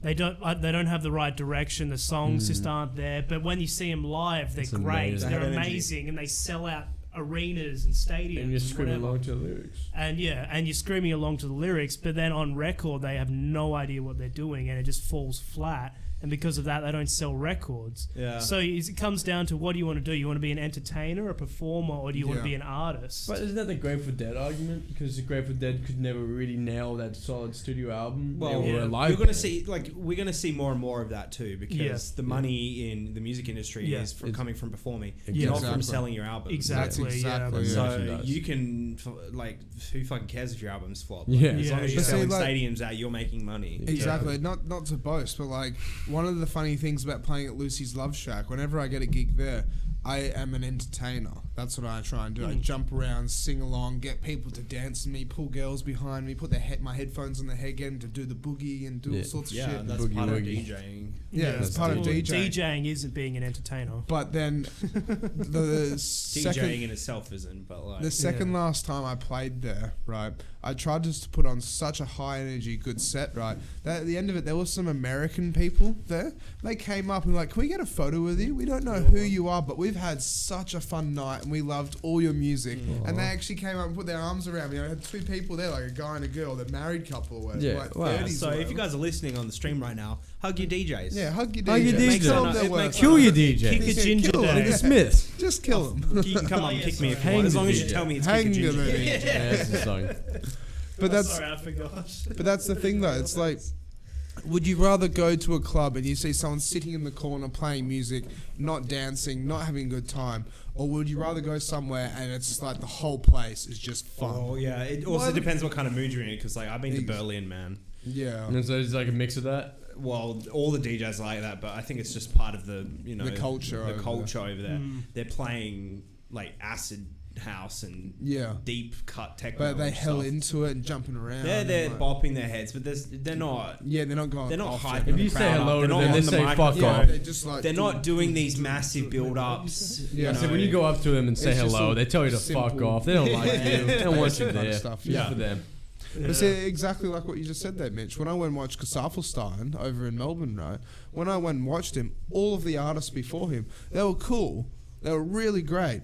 But they weren't like, oh my God, look at this. Like, holy crap, there's so much energy here. It was just like, this is a good vibe just to chill and hang out. And then when Kasaffelstein came on, it was just like, you know, everyone was blown away because the lights all came on and like the whole entire. As like, I said, it like depends where you go. You're at Coachella, you know, you're at Coachella. You're expecting It's some Coachella. some sort of some entertainment. sort of big set piece of a show. Yeah. Well, let's talk. If you go to your local nightclub, you want to have fun. Yeah, but let's talk about like just venues and entertainment in general. Like within the Perth industry, I really think that a lot of venues are trying to go towards more entertainment. 100%. And then providing just like a venue to go and have a dance. You know, like for example, like Capital have the bowling alley now. Yeah. And then like you got the Lookout as well with the bowling alley bar as well. But back in the day, you used to have Matisse and have like a little paddle pool so people can go and have a little swim as well. It's sick. Yeah. They're still around or no? No, the Matisse became the Lookout. Oh, okay. But then you have like Didn't indie work bar. out for them. That Yeah. sucks. I'd love to get swimming The and Lookout's drink. pretty cool. Man, I love dude, swimming and drinking. That goes hand in hand, man. Unfortunately, I can't ever go to the Lookout because my fucking bitch of an ex works there. We are live. Fuck you. Yeah, there you go. Helen TV's You don't ex. have to name drop. If it helps, I don't think you're a bitch because I don't know you. No, Yeah. if you met her, you'd think she's a bitch. Yeah. Yeah, I haven't met her, but I know she's a bitch. Yeah, she's a bitch. But indie bar as well. In summer, they actually have a full pool. What And about you, Ben? Do you go out much? Really? Well, I What are your favorite venues to visit? Yeah, what are your favourite This is your- venues? Especially for like live music. well In Perth. that's the thing. Don't So say Mojo's. no, I don't. I like Mojo's. It's a great spot. Mojo's is good. interesting. Okay, so I found went it- there a few years ago, and I don't know if it's just the management. Like, don't get me wrong, it's a cool venue. It's one of the only places in the world, I think, that doesn't have scan tech or have bouncers. Yeah. No. So you can get Really? away. Yeah, no security at all. It's just chill. The whole place Yeah. is chill. It's pretty good. If you want a chill vibe, But go to it like Mojo's. Yeah. a few years ago, Shout out to Mojo's. it was a bit rougher, and Sponsor us, Mojo's. and it just. I think I like the energy more because it kind of felt like a dive bar, but now it's kind of become a Pretty more indie, very indie. indie sort of happy, friendly sort of place, which But I like you kind of said like. earlier on the podcast, that's the direction we're Yeah, heading. yeah, There is a lot of like sort of indie folk yeah, pop yeah, bands and duos Especially and in singers Korea. popping up. yeah. Like my auntie is part of that movement right now. She's in a folk duo called Gypsy Lou, and they're just like Oh, really? they've already released like 2 EPs Oh, wow. and are doing quite well. Exactly, doing well. She's 'cause made that's the that her job as well. So Yeah, yeah. Pretty cool It's stuff. just yeah, it's just one of those things. Like, I just like I don't know. So because of the way things are, like I don't know who said it, but it's like you kind of look at it now. Like you get all these American hip hop artists like Kanye West and everything, and they've got a name for themselves and they got that level of fame, but there's no real alternatives to them anymore. Like back in the day, you had Kurt Cobain, and you had, you know. Are you talking about like sort of the rock? Well, not just in rock genre, but I'm saying like there was no Well, like I mean, no outsider sort of you've got, like, names. Taylor Swift, like you wouldn't classify that as rap. No. So what I'm I trying love to it. say Like is, compare your character. Are you talking about a specific kind of icon? no, 10 what I'm years, saying still on. is, for a long time, there was always like, because there's always going to be a bunch of outsiders within every society, you know, like, so even if it wasn't just Kurt Cobain, like, you know, you have all these artists throughout the last century who kind of represented the outliers, the people that didn't fit in at school and whatever and blah, blah, blah. And now I just don't think that they exist anymore. There's just no attention given to them. It's just all pop stars. Because everyone's got to be included. You're not allowed to bully people in schools anymore. But that doesn't That's stop ridiculous. people from... It doesn't stop Well, people... I mean, bullying is ridiculous, but like... Yeah. I'm talking about like giving everybody a reward. Yeah. Even if they came last. Participation trophy. Yeah, it's like some... like you could come gotta last have in running, but you losers. could come first in art. Like... That shit's been getting crazy, isn't If it? you're still getting rewards for everything, like It's really topsy turvy because now it doesn't matter. Like, you know, if you can you can take away, if you get kids playing soccer and you take away like the score for them, they're still gonna count how many goals they've kicked amongst themselves. There's always going to be a level of competition in everything. Exactly. Like. Exactly. But yeah, Riley is a god.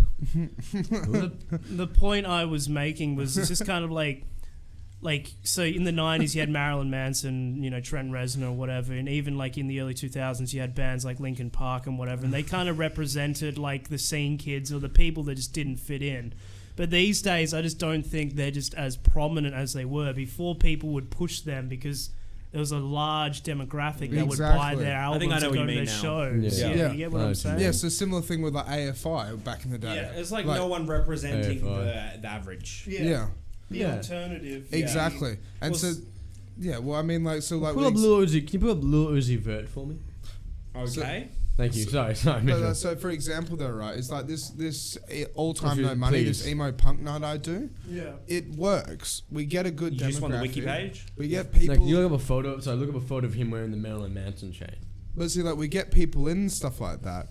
But the problem is that there isn't, like, the population, I would say, here in Perth to really make sustain that. Like, there is and there isn't. But the alternative crowd, just like what you said, it's a dying breed.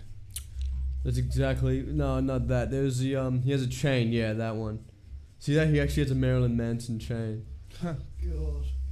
So that's kind of like... I'd say that's kind of like the new scene, you know? The whole SoundCloud cloud rap. Clown rap. He's wearing a Mickey Clown rap. Insane. Hey, look up Insane Clown... Let's talk about Insane Clown Boys. Talk about the alternative. But let's bring it back to like the whole alternative thing as well. Right? I was enjoying that conversation. No. I'm sorry. I agree with you. The point I was making is like, for example, they keep yeah. like Mr. Brightside will forever be like in the charts. Yeah, it's never going to stop being in the charts, and it's just because there's no. It's everything's kind of just churning over and over and over and over again. It's just being recycled. Like, you know, like Kurt Cobain, like they made that biopic a few years ago, and all of a sudden he was popular again with the kids and whatever. And just certain artists. Lachlan wants his rent money. There's nothing new. I know what you mean. It's a bit cyclical. Like, I feel like bands like My Chem and stuff are sort of like making a little bit of a return, but like they, you know, they kind of had their period. Like Fall Out Boy and all that kind of stuff. Exactly. But see, that was more like no logical step after that. Yeah, and that's what I mean. It's like you go from like AFI, right? If we can play music, can't we? Right. So look up AFI. We don't need just talk about it. We'll just talk about it. There's a song though, like not AFI Miss Murder or anything like that. If you look up their 90s album, it's like full on like goth, emo, 90s rock kind of thing. Yeah. And you compare it to things like Marilyn Manson in a way. But like Marilyn Manson's always been scrutinized for what he stands for. Yeah. Even though he's just standing out. Yeah. He's not trying to be a freak or a weirdo or anything like that. Like, just to clarify, because like I've always been a Manson fan. I've always loved his music. When I was growing up, it was like a big inspiration for me because it's like alternative rock. But when people say that he got his ribs removed, his bottom ribs removed, so he could suck his own dick, that's actually completely false. That's not true. Yeah, he left a club and some guy beat the shit out of him. And he had like his... Because of what he stands for. Beat the living shit out of him almost to death.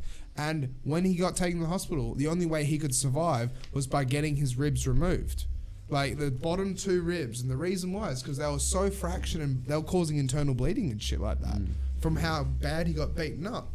But then the rumour starts and the sparks off, and then everyone's just like, "No, he's a bad guy." But he's just alternative. Yeah, and because of that, exactly. And everyone wants him to be the bad guy. Yeah, well, like when Columbine happened. Yeah, exactly. Yeah, when Columbine happened, it was looking for someone to blame it Exactly, on. it was Ramstein. I'm gonna go take a break, so I'll be back in a sec. How are you now? Yes, I am. I'm the only one allowed to take a break.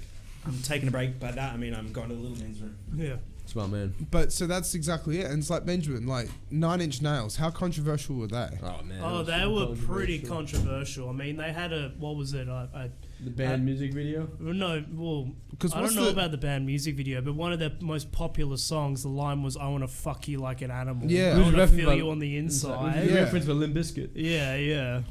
It's what reference? That was reference by Limp Bizkit. But again, 9 Inch Nails kind of represented to all these outliers, like, hey, this guy gets me, like, I'm miserable and I'm working this dead-end job, and this guy, I can relate to this music. Exactly. There's not a lot of music these days. Like, you have these few pockets of, like, post-hardcore and whatever, like Bring Me the Horizon artists and whatever. But there's not really that big of a guy you can point to and say he recognizes. He understands where I've been. I can relate to him. You see the exact same thing with Aphex Twin. It's like in the 90s, people are like, well, I love obscure electronic music. Aphex Twin speaks to me. You know, Come to Daddy and Window Licker and all the other tracks and stuff like that. Yeah. But if someone tries to make music like him now, it just disappears, it fades off. But if Aphex Twin makes an album, it's like, oh my god, from the 90s, he's a god, blah, blah, blah, It's blah, all blah, because, like, these, I guess you could say management or record labels aren't willing to promote a risky sort of artist. That's what I was trying to get us into. It's the whole thing of taking risks. It doesn't happen anymore. Exactly. Unless it's guaranteed sales, they just tell you to bugger off, basically. No, and it's unfortunate. But that's also like, you keep saying how there's no alternative. I think the alternative is they're much more obscure, but they're way more alternative than they used to be. I would say instead of going alternative rock, it's kind of just merged into alternative hip hop. I was going to say Death Grips. Death Grips. Yeah. You know Death Grips? No, I don't think Man, Death Grips is like the definition. They're like industrial hip hop. Yeah, they're like real, really industrial. They're kind of like they have a drummer in there, and he was a drummer in this really out there math rock / progressive metal band called Hella. Yeah. And he was like next door neighbors with this guy called MC Ride, and he was like, "Hey, I wanted to start this like really alternative thing where you're just screaming and I'm just smashing drums," and it did, and it happened, and it became huge because it was such an alternative just smashing thing. drums. Yeah, so there's a guy that like plays samples on stage, and then it's just those two, a drummer and a rapper, and that's it. Really? Yeah, sorry. Do you know Death Grips? Do you know Death Grips, Mitchell? I've heard of them. I can't say I know any of their songs. We're talking about how they're kind of like alternative, and they are really very alternative in my opinion. But it's just unfortunate. Well, Suicide Boys. I think Suicide Boys are so popular because they kind of appeal to that whole like suburb white, like the kid in the suburbs who likes hip hop. Who was the guy that tattooed the bloody cross upside down? They're talking about Lil Peep. Whatever his name was, yellow and black hair. I think you're talking about. And he has the cross upside down on his forehead. I think you're talking about Lil Peep. You look up Lil Peep. You look up Lil Peep. So that's what I mean. It's like when you have that whole in the 90s and the 80s, and it's like it fits into that demographic. People are like, I want to belong to the punk and this and that. But now it's kind of modified into this whole entire thing. Well, rock's dead, electronics are happening, and hip hop's are happening. That guy's dressed like that. He's all in black. No, not that guy. What the fuck is wrong with him? That's Lil Peep. That's Lil Peep. Look up Lil. He's the guy that had the rivalry with Eminem. Look up. No, that's in Machine Gun. Is it Tentacon? Whatever his fucking name is. Detroit, Technicon. Oh, XXXTentacion. Yeah, with the upside down. Yeah, he was. Yeah, he was huge because of that. You're right. Yeah, he has the cross upside down on his head. But didn't he die? Yeah, he was buying a motorcycle. He had a Gucci bag full of cash. He just wanted to throw it at the guy, and he as he pulled up, these two good dudes just shot him in the face and stole the bag. Like that Sucks guy for right him. there. XX Tentacion's murder suspect gets Bond. Yeah, see, look how he just like advertises himself. It's like he doesn't fit in. He's got an upside.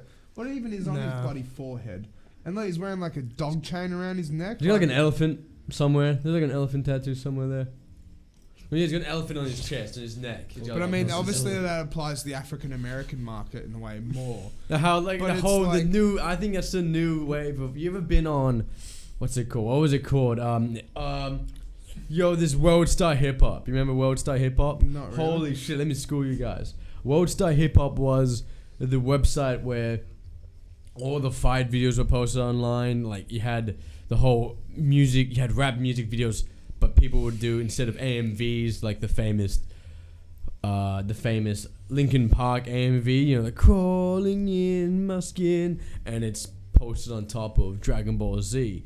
Really? Yeah, you ever seen that one? They're It's called AMVs. AMVs, yeah, that's what I said, AMVs. Yeah. But they did their own AMVs, which was a lot of hip hop stuff. So what actually is an AMV? Define it. What is AMV? It's a music anime music video. Oh, okay. So people make their own music video with anime. Yeah, on top so of it. like that. Doesn't necessarily have to be anime. It's just animated. So lots of people would remediate Simpson media Wave. from other places Simpson to Wave, make man. music videos to their favorite You know what I'm songs. talking Yeah. No.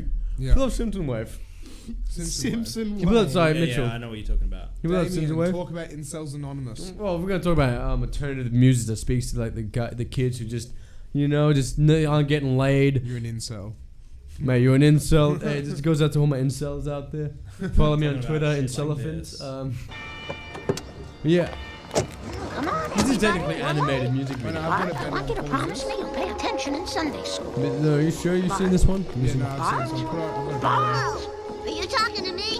What's put this? on Be My Girl, I think it is. Simpson Wave. Be my girl. Feng Shui. I think it's like Never Be My Girl. Yeah, My Kind of Woman. Hell yeah.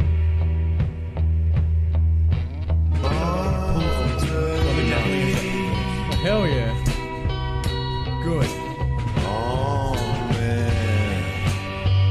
Typical guy is going after that Asian pussy. Respect you, God. Alright, turn it off. No, we don't. We don't. They won't shut the live stream. Let's take away our Just monster. demonetize it. Yeah, it's that whole scene. I think it is. I think that whole scene of that whole what's it called? The whole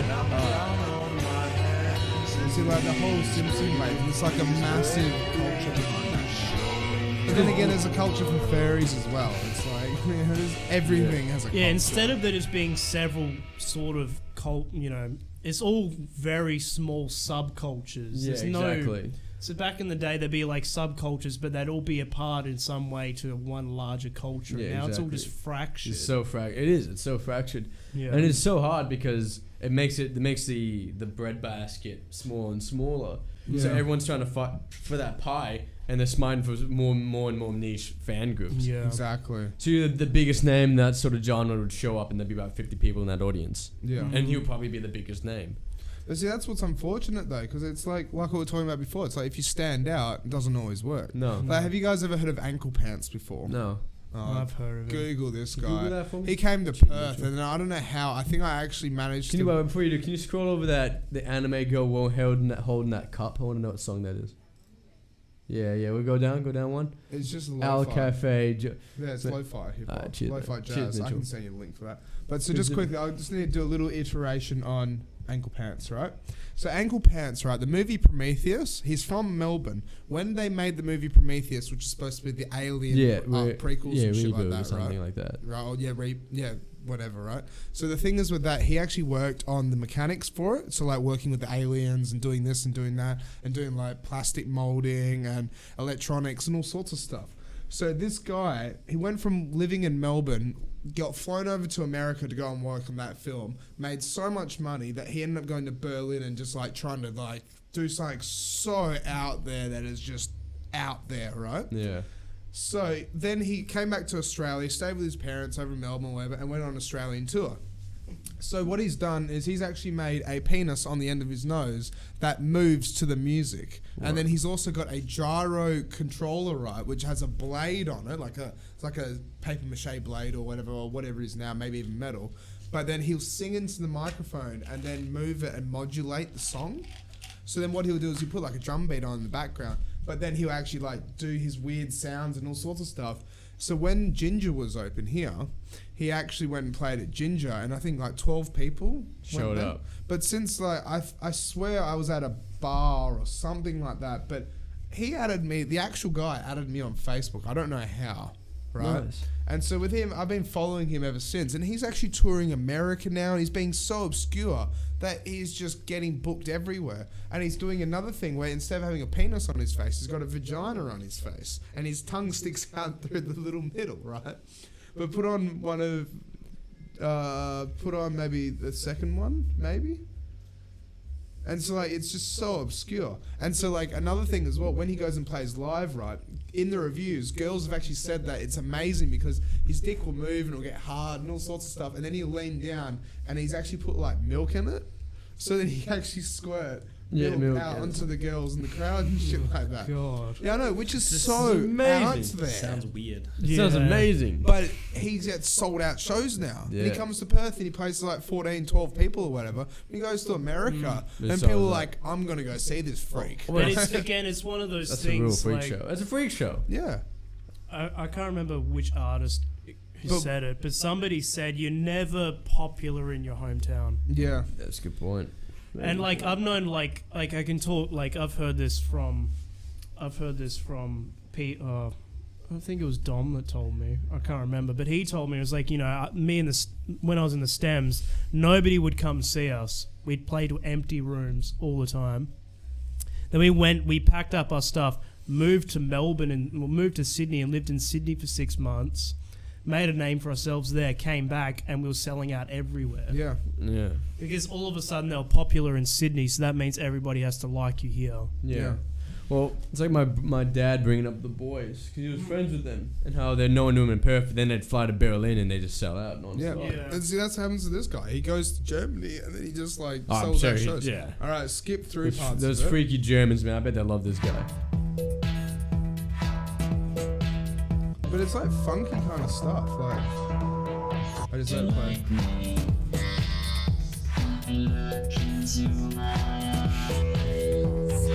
But see, he goes for like, it's weird. It's a weird style. Yeah. Look at that mask though. There's so much work into that thing. Yeah.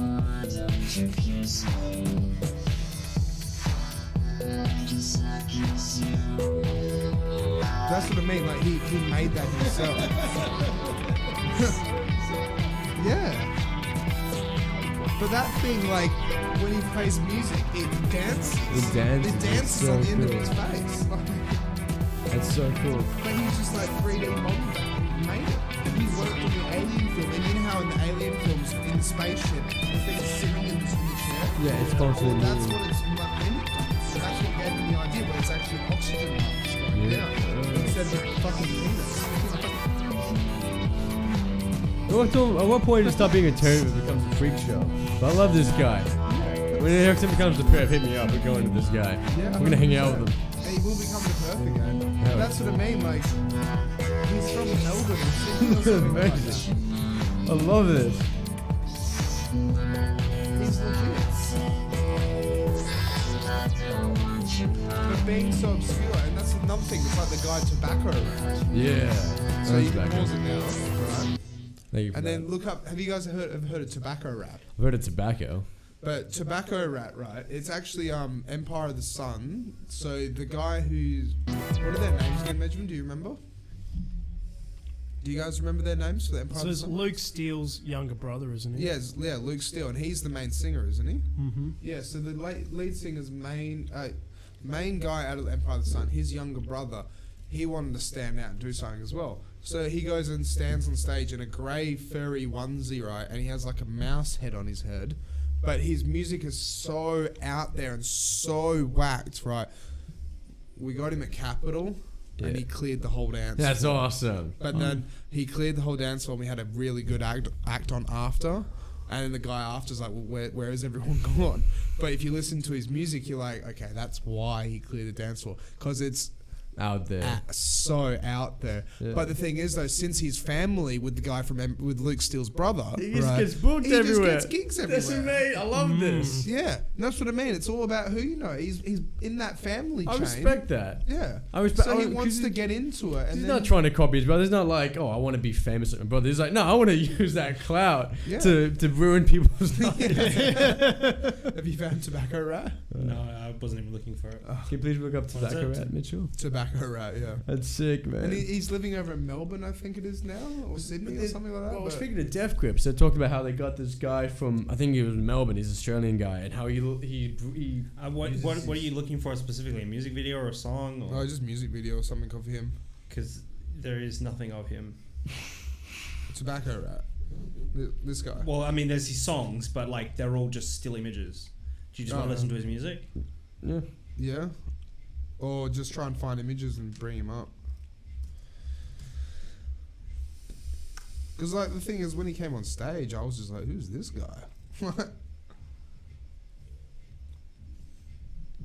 At Perth Festival 2018, like 2 years ago. Let's see if it loads. Like a year ago. See what I mean? No, like you did He's playing in Ableton today. Yeah.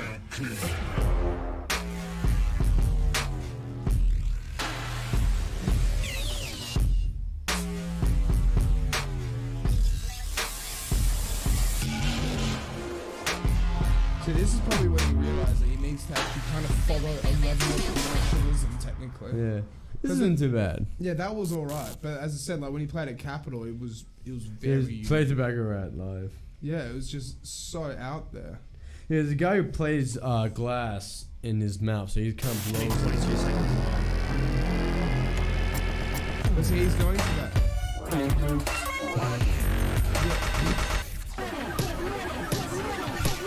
Amazing. Yeah, Does this guy come to Perth? we should go see this. Yeah. You should put him and something ankle pants on the same night. Yeah. And get Jonathan Bree on too. I got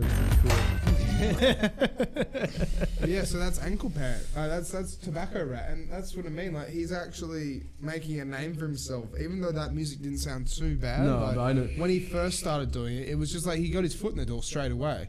So he just had to make like 3 or 4 songs or something, and then bam. Can you do me a favor, mate? Can you look up a guy called Justice Yeldham? Justice as you spell it, and then Yeldham, Yeldham. Speaking of alternative, so Death Grips found this guy. He's from Melbourne, and what he does is he has glass and he blows on it, and that kind of creates almost like this wind chime effect. And he'll keep playing it until you know what I mean? And it breaks it, and the glass just breaks into his mouth and shit. And have you heard of this guy? Yeah. I feel like I have. No, just find like a video of him playing live. You get a huge audience. I just recorded for a group called Death Grips out of Sacramento. I'm going to be on 2 tracks on their new album, The Year of the Snitch. It's kind of good because strangely a new generation of folk are starting to get into what I do.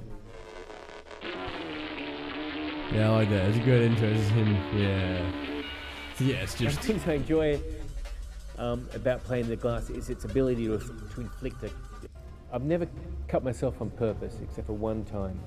Opening for Regurgitator, I wasn't getting the volume I needed on stage, so I put the glass up to my neck and yelled to the sound engineer, "If you don't turn it up, I'm going to cut myself." So when he didn't turn it down, I ran the glass across my neck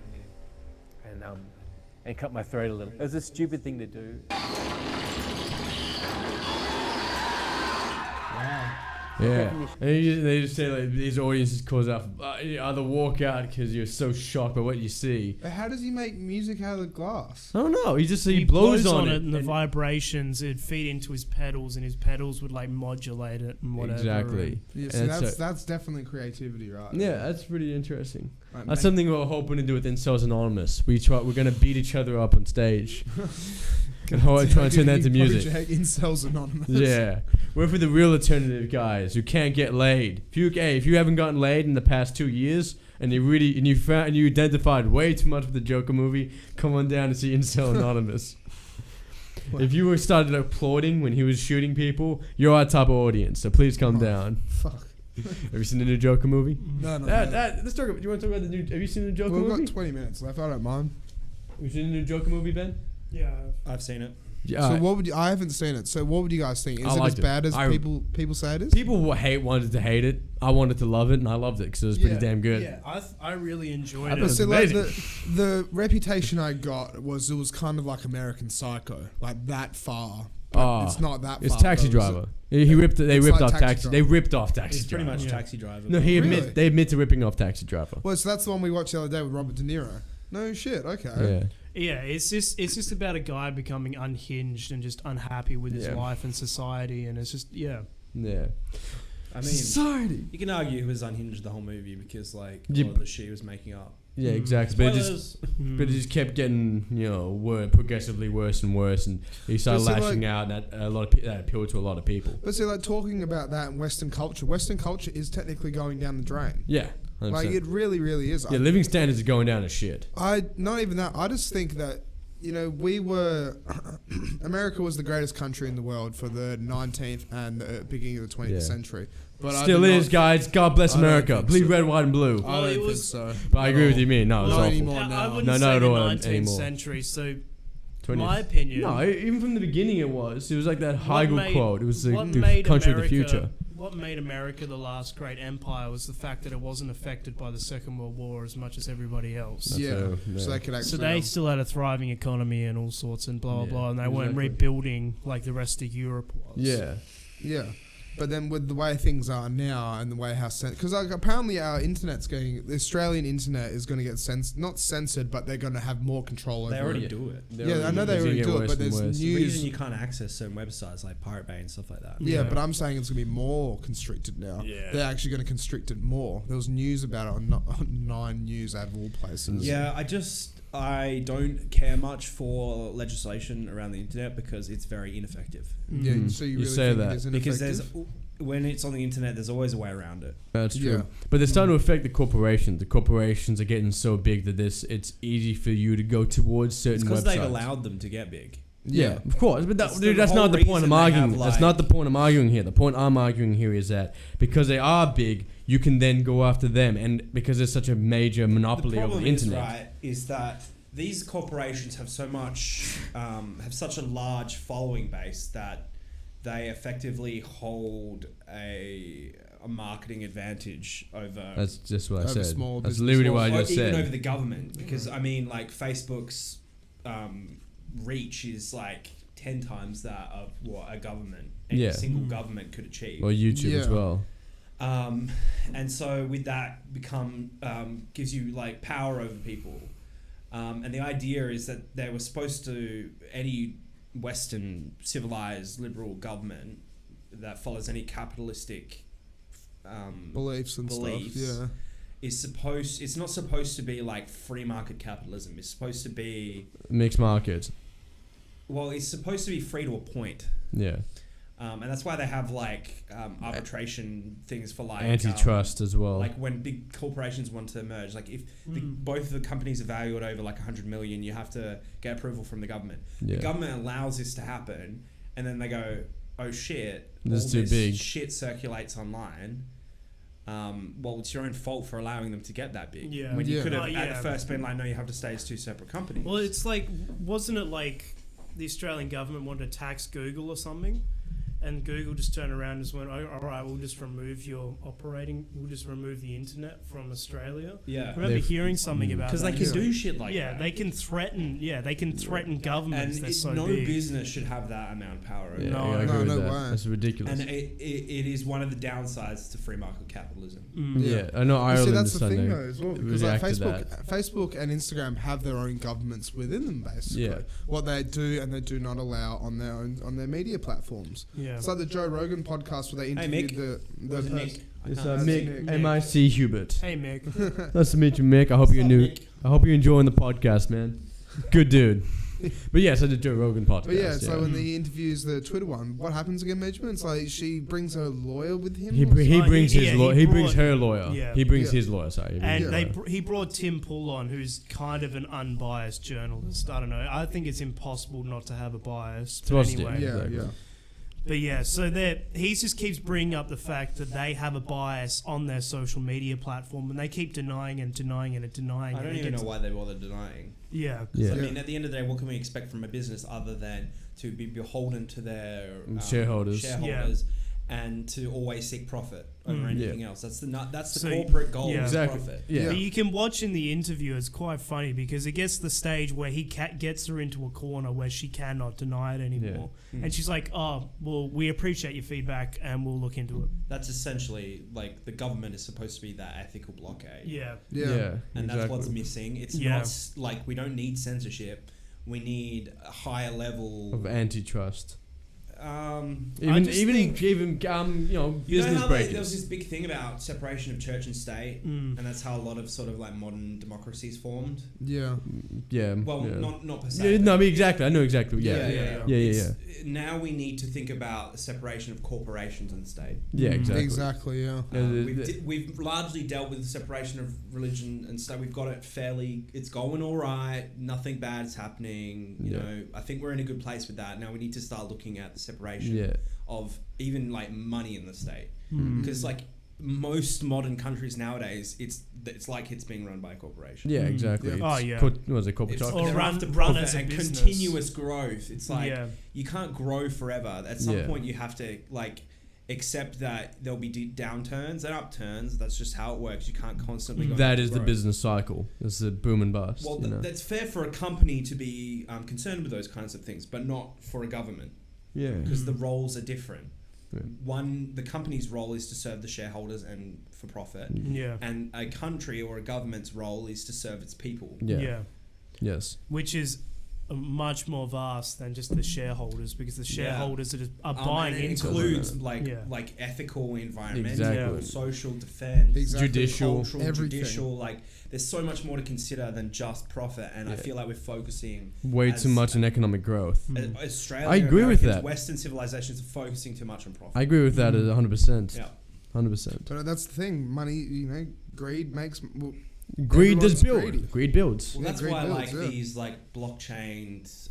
What are they called? Fucking. Oh, the blockchains. Bitcoins, cryptocurrency. Yeah. It's governments are scared of that shit. They are, because it's very powerful. But they did the same thing. Like countries like the Bretton Woods method. Yeah. You know, you value your currency on your gold reserves, right? Yeah. And but that wasn't America sustainable. Decided to float their currency. Yeah. They can essentially set whatever value. Yeah. And you're sort of blurring the lines of like what actual value does your dollar have if it's not backed against something. It was backed on the bonds, on government bonds, and that was your credit rating and whatnot. But I know what you're saying. It's backed on. It's backed on. No, it's backed on your terms in trade and what. It's backed on a lot of different things. It's backed on foreign investment. It's backed.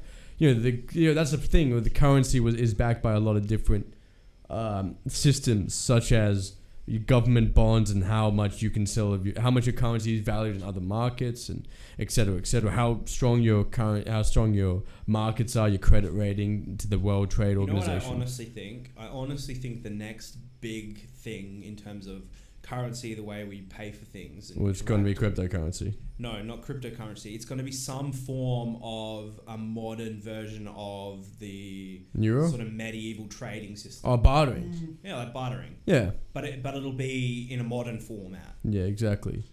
I feel like even the whole trading a good or a service, even the gig economy, the gig economy is sort of falling into that way. That's the way the gig economy is going because it's cheaper for everyone all around. Yeah. The value is not based off of currency, which inherently doesn't have any value. Yeah. It's based on numbers and figures in a stock market somewhere. Can I just say everyone should buy gold? If I value, say, this laptop as at the same price as a TV, for example, like that's a fair trade for me, and the person who's obviously trading obviously thinks that's a good trade. So it's like. It's that feeling of like, yes, I'm getting a good deal. Whereas with money, you don't have any inherent control over that, and you don't necessarily know what it's worth. No, exactly. And a company will set the value on something just because they want to. It's the market You're buying pricing. a brand half the time. well, it's all based on supply and demand. Yeah. Your product, the way you would price a product is on how much. It's almost like lowest common denominator. Yeah. So if I can sell this lava lamp or this bottle, That's essentially $30 what the bartering system and you is, have but it's on 100 a people. micro scale rather than a macro scale. yeah, And that's but where I but think the money thing is going to shift. I don't from think macro scale I don't to think it can micro ever. I scale. don't think micro scales are unless we're able to manage the whole of society and the human scaling. Macro scales are always going to be bigger. Look at McDonald's. McDonald's isn't going anywhere. Yeah. McDonald's. It doesn't matter how many grilled or even like these. Or how many lawsuits or whatever happens. Yeah, to exactly. It them, doesn't they matter the never fact that disappear. they're awful and their food is awful and their health standards are awful. I had a burger last night. You know, we're not going to escape McDonald's. And in a macro level, a lot of people my age don't care about that sort of stuff. You know what I mean? The problem is the mom and pop store down the street struggling because we have more value in McDonald's because we go in there. Oh, it's a Big Mac for $5. That's enough for today. And then you go to the mom and pop store. You got an amazing steak burger for $15. Why would you pay that much? Yeah, exactly. Yeah, but imagine being able to go to that mom and pop store because the burger is obviously going to be better there. Yeah, exactly. Imagine being able to go there and pay with it for something other than money. That's true. Pay with it. Pay with it. Yeah, pay with like we're gonna head. You can liquidate your assets. You can sell I your was gonna car say and make something more you'd money say. and buy more things. Yeah. But at the end of the day, like, I obviously haven't thought this out very much. But No, I know what you mean. It's based on it's a whole bartering system, but it's that whole way of was it mercantile? What's going to wait, just quickly, what do you guys think is going to happen when the oil collapses, the oil system? Oh, we're gonna have to move to something else. Yeah. That's when the oil everyone currency buys system, stocks in Elon Musk. We all got to get a piece of it. We all get that. You guys got to invest in lithium? Yeah, you guys got to invest in lithium. That's the future. Yeah, no. It's not gonna work. It's already gone. I don't think Elon Musk is not the future. I man. don't think Elon Musk is the future per se. I think Despite what Reddit says, you fucking Reddit he's one is of the influential figures that are pushing the payload forward, but not necessarily the guy who's gonna lead. Yeah, no, I don't really enjoy. I don't think that business. I don't think that company and that entrepreneur exists yet. He has not made much money. He hasn't really. Has he ever turned? He hasn't turned much profits on any of his ventures. Let's have a look at Google his net worth. Well, his net worth. It's not his net worth. It's how much profit his companies generate. They don't really generate much profit. Look up Tesla money generated. They don't think they've actually. Yeah, look it up. I don't think they've actually turned a profit. I don't think Tesla's. And everyone's like I was having this discussion with a couple of mates. I have them with them every now and again. Everyone seems to think like, oh, Elon Musk is just God. You're going, no, he's not. He's a guy. He's an interesting guy. He's a smart guy. He's just an engineer. Exactly. You can't suck. I mean, it's the whole worship of this sort of science and greater man. Even when those greater men aren't that great. This guy's in Bismarck. He's not leading a country. So as of July 24th, 2019, Tesla is still losing money. They've never made money. None of his businesses have ever made money. None of them. Been in debt. He's always there. They've always been in debt. They had a $408 million Q2 loss in 2019. What? Shit. That's what I mean. How do these businesses make money? Considering they only had a $408 million loss when they turned $2.8 billion profit. Okay. Wait, when did they turn that $2.8 billion profit? People who are investing in this business are investing in this business not for profit. They see future profit. Yeah, exactly. But how much money has? They're only making X amount of cars. They don't have the same amount of factories that Honda have or whatever. Exactly. So once they get fleshed out, they will be making a profit. Yeah, but how fleshed out are they getting? Because they're pushing it pretty hard for Tesla.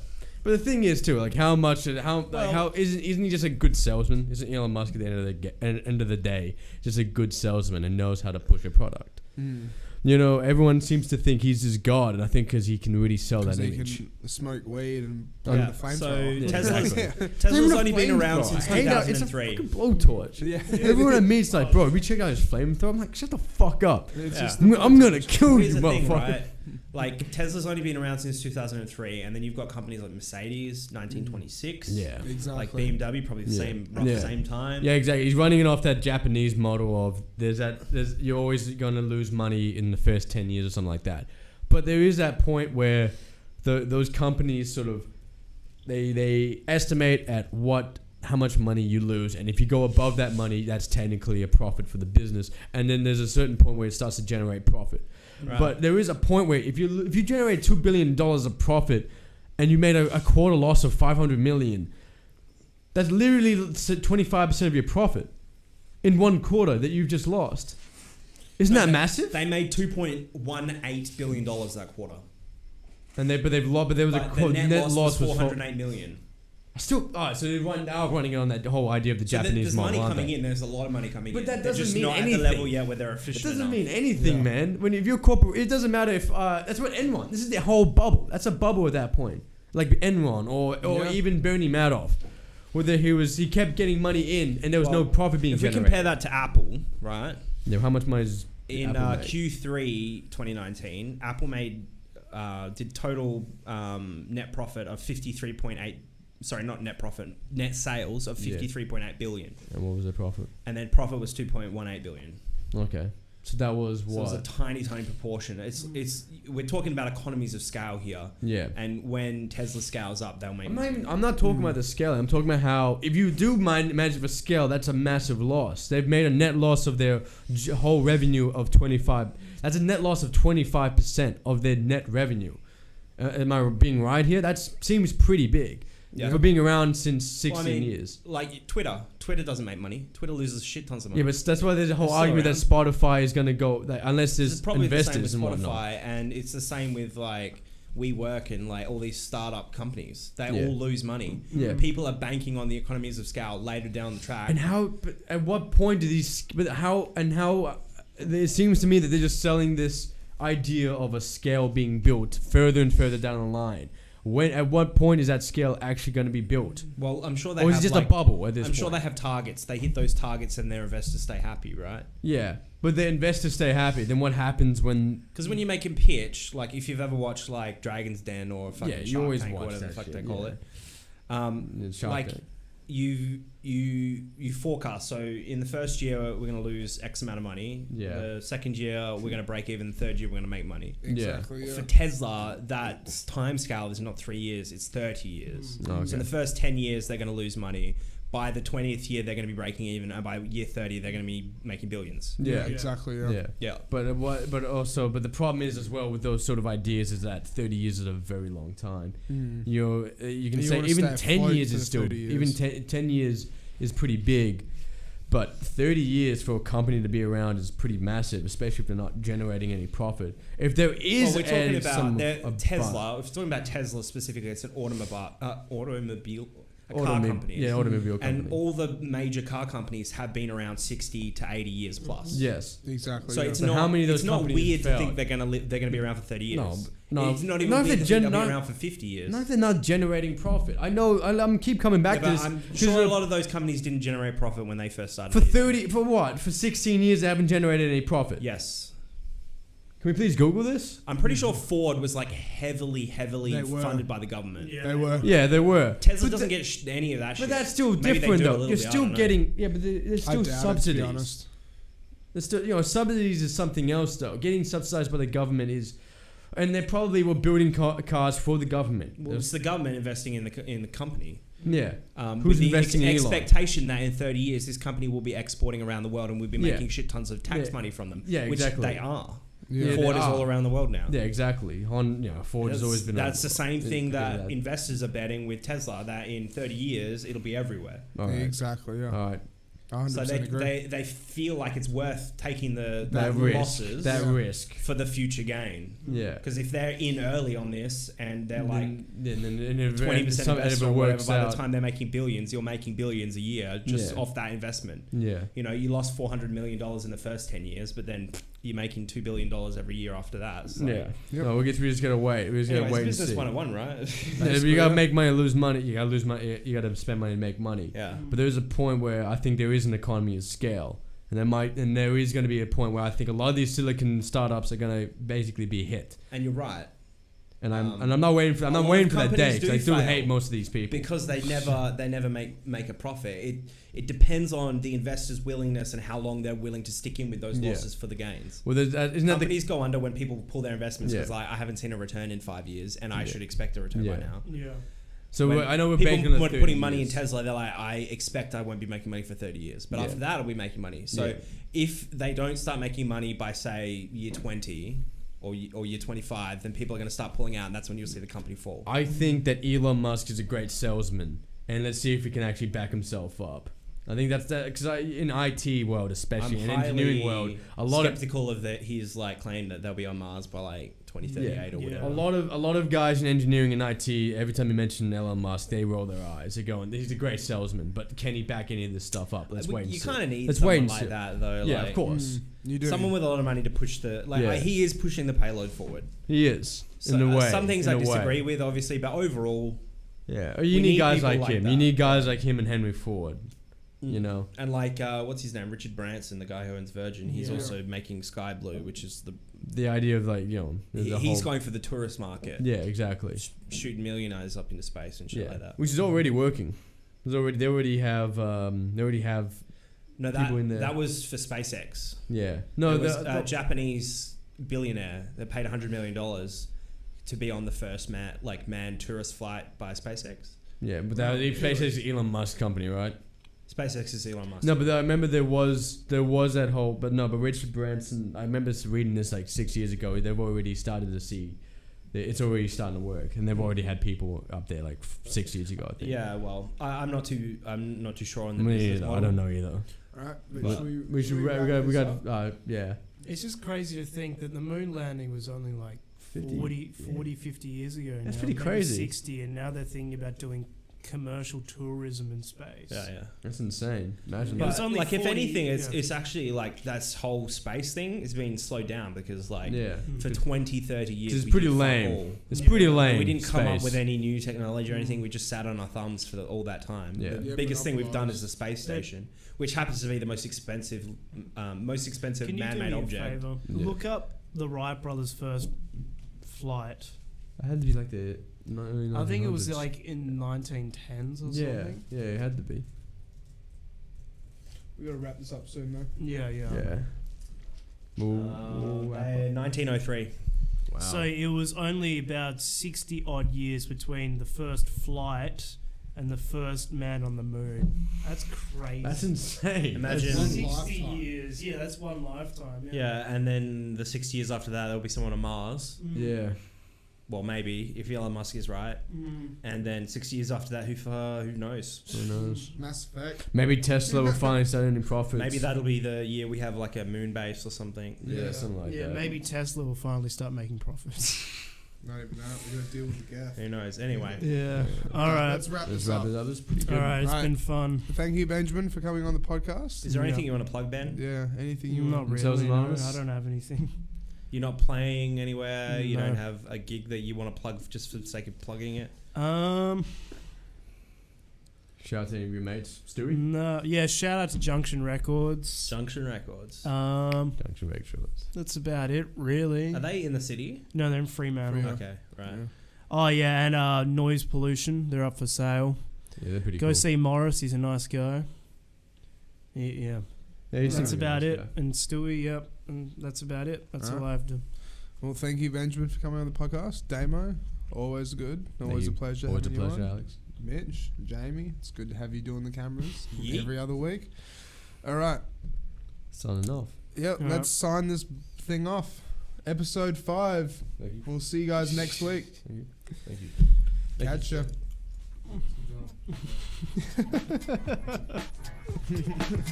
All right.